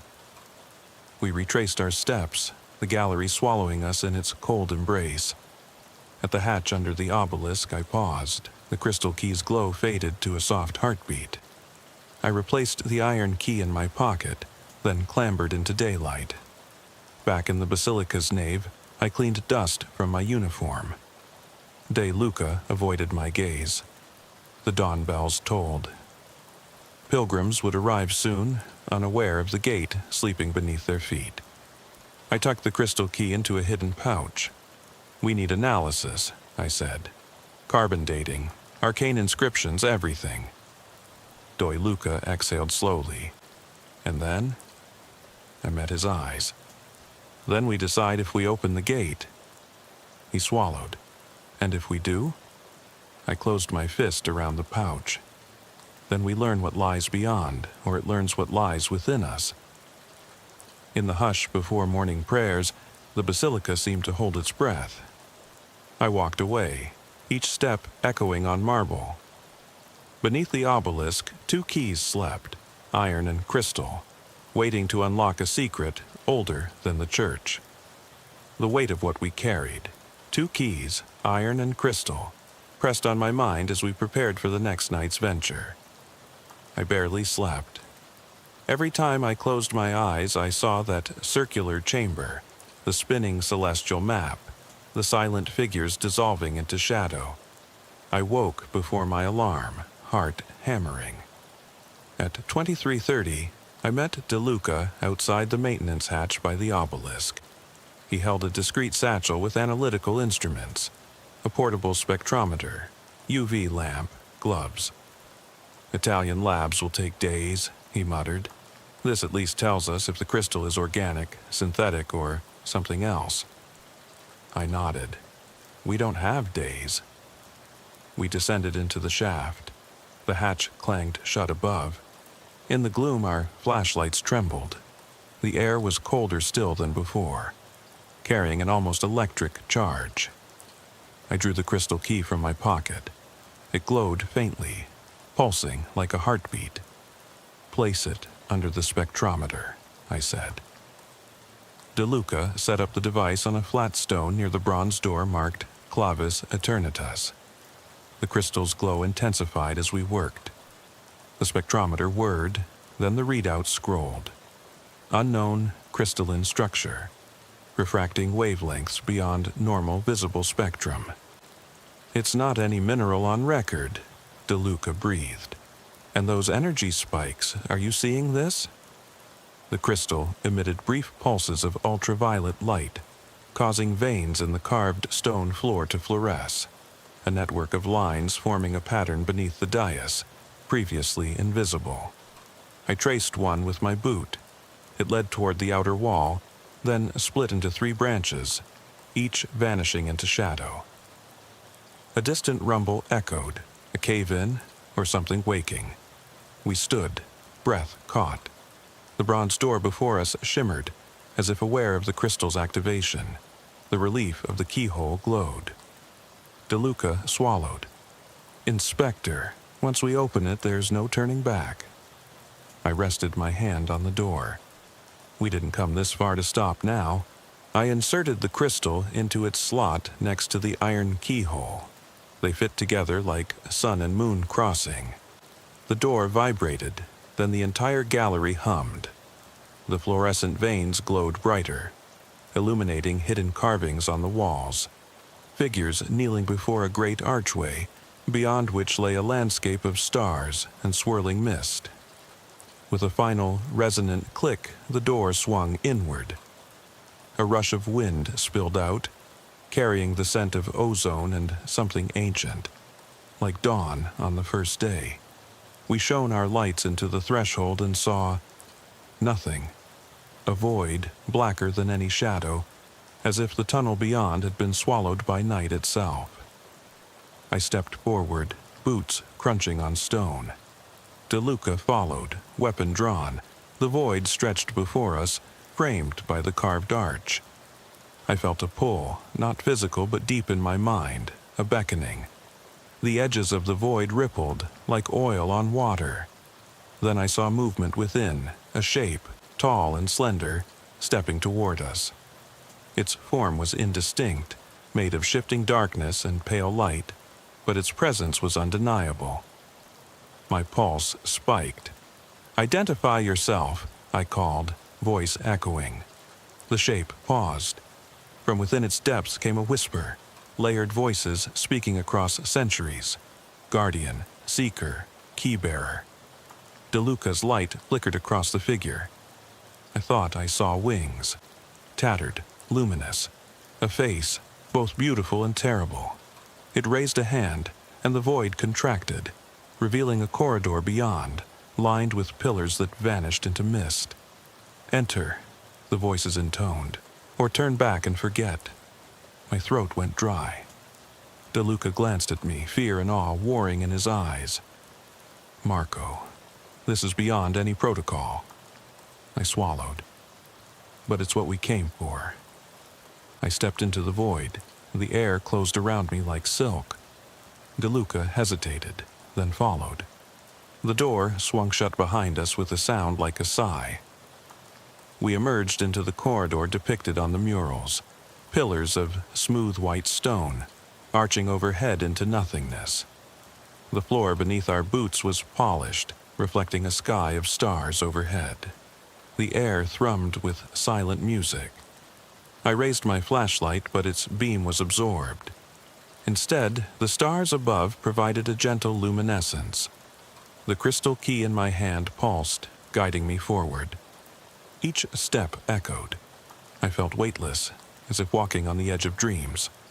A soft voice, childlike, curious, spoke from the darkness. "You have opened the gate." DeLuca's breath caught. "Who's there?" From between the pillars emerged a figure, a young woman in flowing robes, her hair like liquid starlight. Her eyes held galaxies. She smiled sadly. "I am the keeper of thresholds. You carry the keys of eternity." I swallowed. "What is this place?" She gestured. The stars shifted into constellations unfamiliar and ancient. "This is the in-between, where all gates converge. You stand at the crossroads of worlds." My mind reeled. We seek knowledge, purpose. Why guard this?" She stepped closer. "Long ago, your world turned its face from wonders and horrors it could not fathom. You locked this gate to protect yourselves and to forget, but some secrets yearn to be remembered." The corridor pulsed.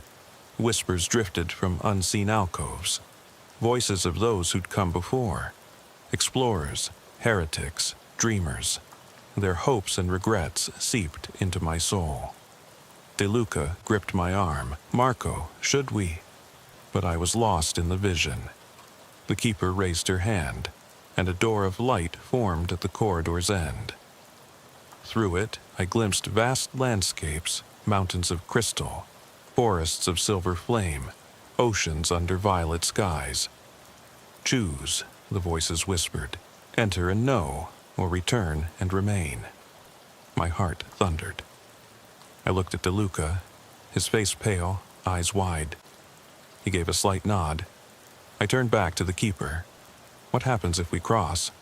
She smiled, sorrowful. "You will carry this realm within you. You will never be the same, and you may never return." The corridor stretched, beckoning.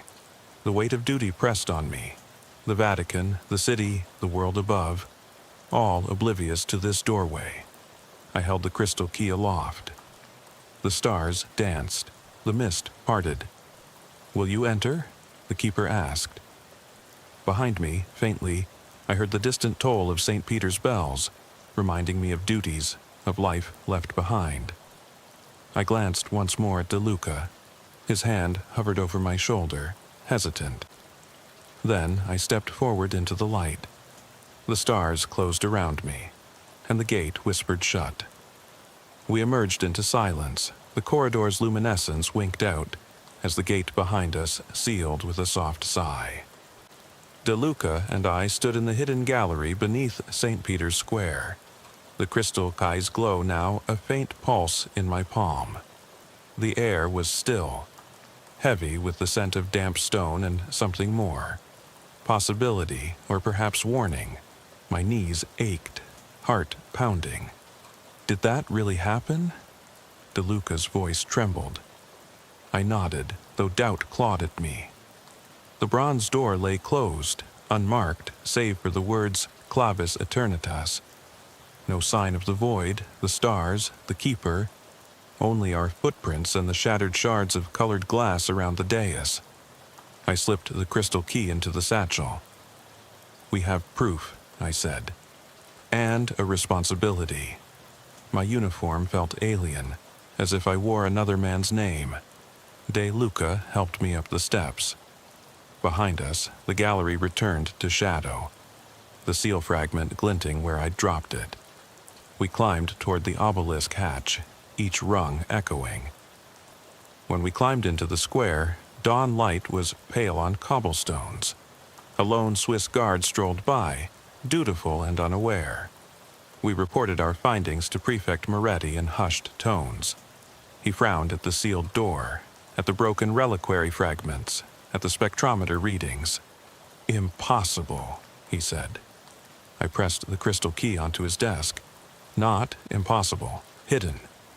His eyes flicked to the key. He paled. You risked everything. We did what was necessary, I replied. He nodded slowly. Very well, the church will decide what to do next. Until then, you and Corporal De Luca are sworn to silence. He slid the satchel into a safe. God help us if this falls into wrong hands. That night, the basilica's stones felt colder. I walked the nave alone, the iron key heavy in my pocket. Candles flickered along the aisles. My reflection in the marble was gaunt, wider eyes, tighter jaw. I whispered a prayer I wasn't sure I believed. Corporal De Luca joined me outside. Are you okay? He asked. I closed my fist around the iron key. I don't know. Everything's changed. I looked up at the dome. We opened a door to somewhere else. We carry the keys. He swallowed. And now? I slipped the crystal key from my satchel and held both keys to the moonlight. They pulsed in tandem, iron solemn, crystal otherworldly. Now we wait. Days passed. The Vatican hummed with business as usual. Tourists in the square, choir rehearsals in the chapel, Swiss guards on patrol. No sign of cultists, no whispered rumors. But I felt eyes on me in every corridor. Shadows stretched longer. At night, faint chanting drifted from sealed vents. One evening, I found a scrap of parchment slipped into my locker, a single Latin phrase, Mors Eternum Revelat. Death reveals eternity. No signature. My blood ran cold. I showed it to De Luca. He paled. They know. I nodded. We're not alone. That night I returned to the annex. The oak door stood shut. I pressed my ear to it. Silence. I tapped the iron key in its lock. It clicked, but the door did not open. Someone had barred it from the other side. Behind me, footsteps, soft, measured. I spun. Prefect Moretti stepped from the shadows, face grim. I'm sorry, he said. Orders. Before I could react, he pressed something into my hand. A small silver medallion, etched with the same papal seal. In case you need to call me. He turned and walked away. I stared at the medallion, then at the door. The weight of secrecy settled on me like a shroud. That night, I dreamt of the corridor of stars. The keeper stood waiting, keys in hand. She smiled, sorrowful. "You may return," she whispered, "but you will never leave." I woke in a sweat. The iron key lay on my pillow. Next to it, a shard of colored glass from the dais mosaic. Not in my satchel, not in the archive, somehow placed there. I rose and walked to the window overlooking St. Peter's Square. Below, the obelisk stood silent. The city slept. I held the shard to the moon. It pulsed softly as if alive. The choice lay before me still. Obey orders, lock away the keys and pretend none of this occurred, or venture once more into the in-between. Carry the burden of knowledge. Face whatever waits beyond. My hand tightened around the shard. What would you do, standing at a gate that promises both salvation and oblivion?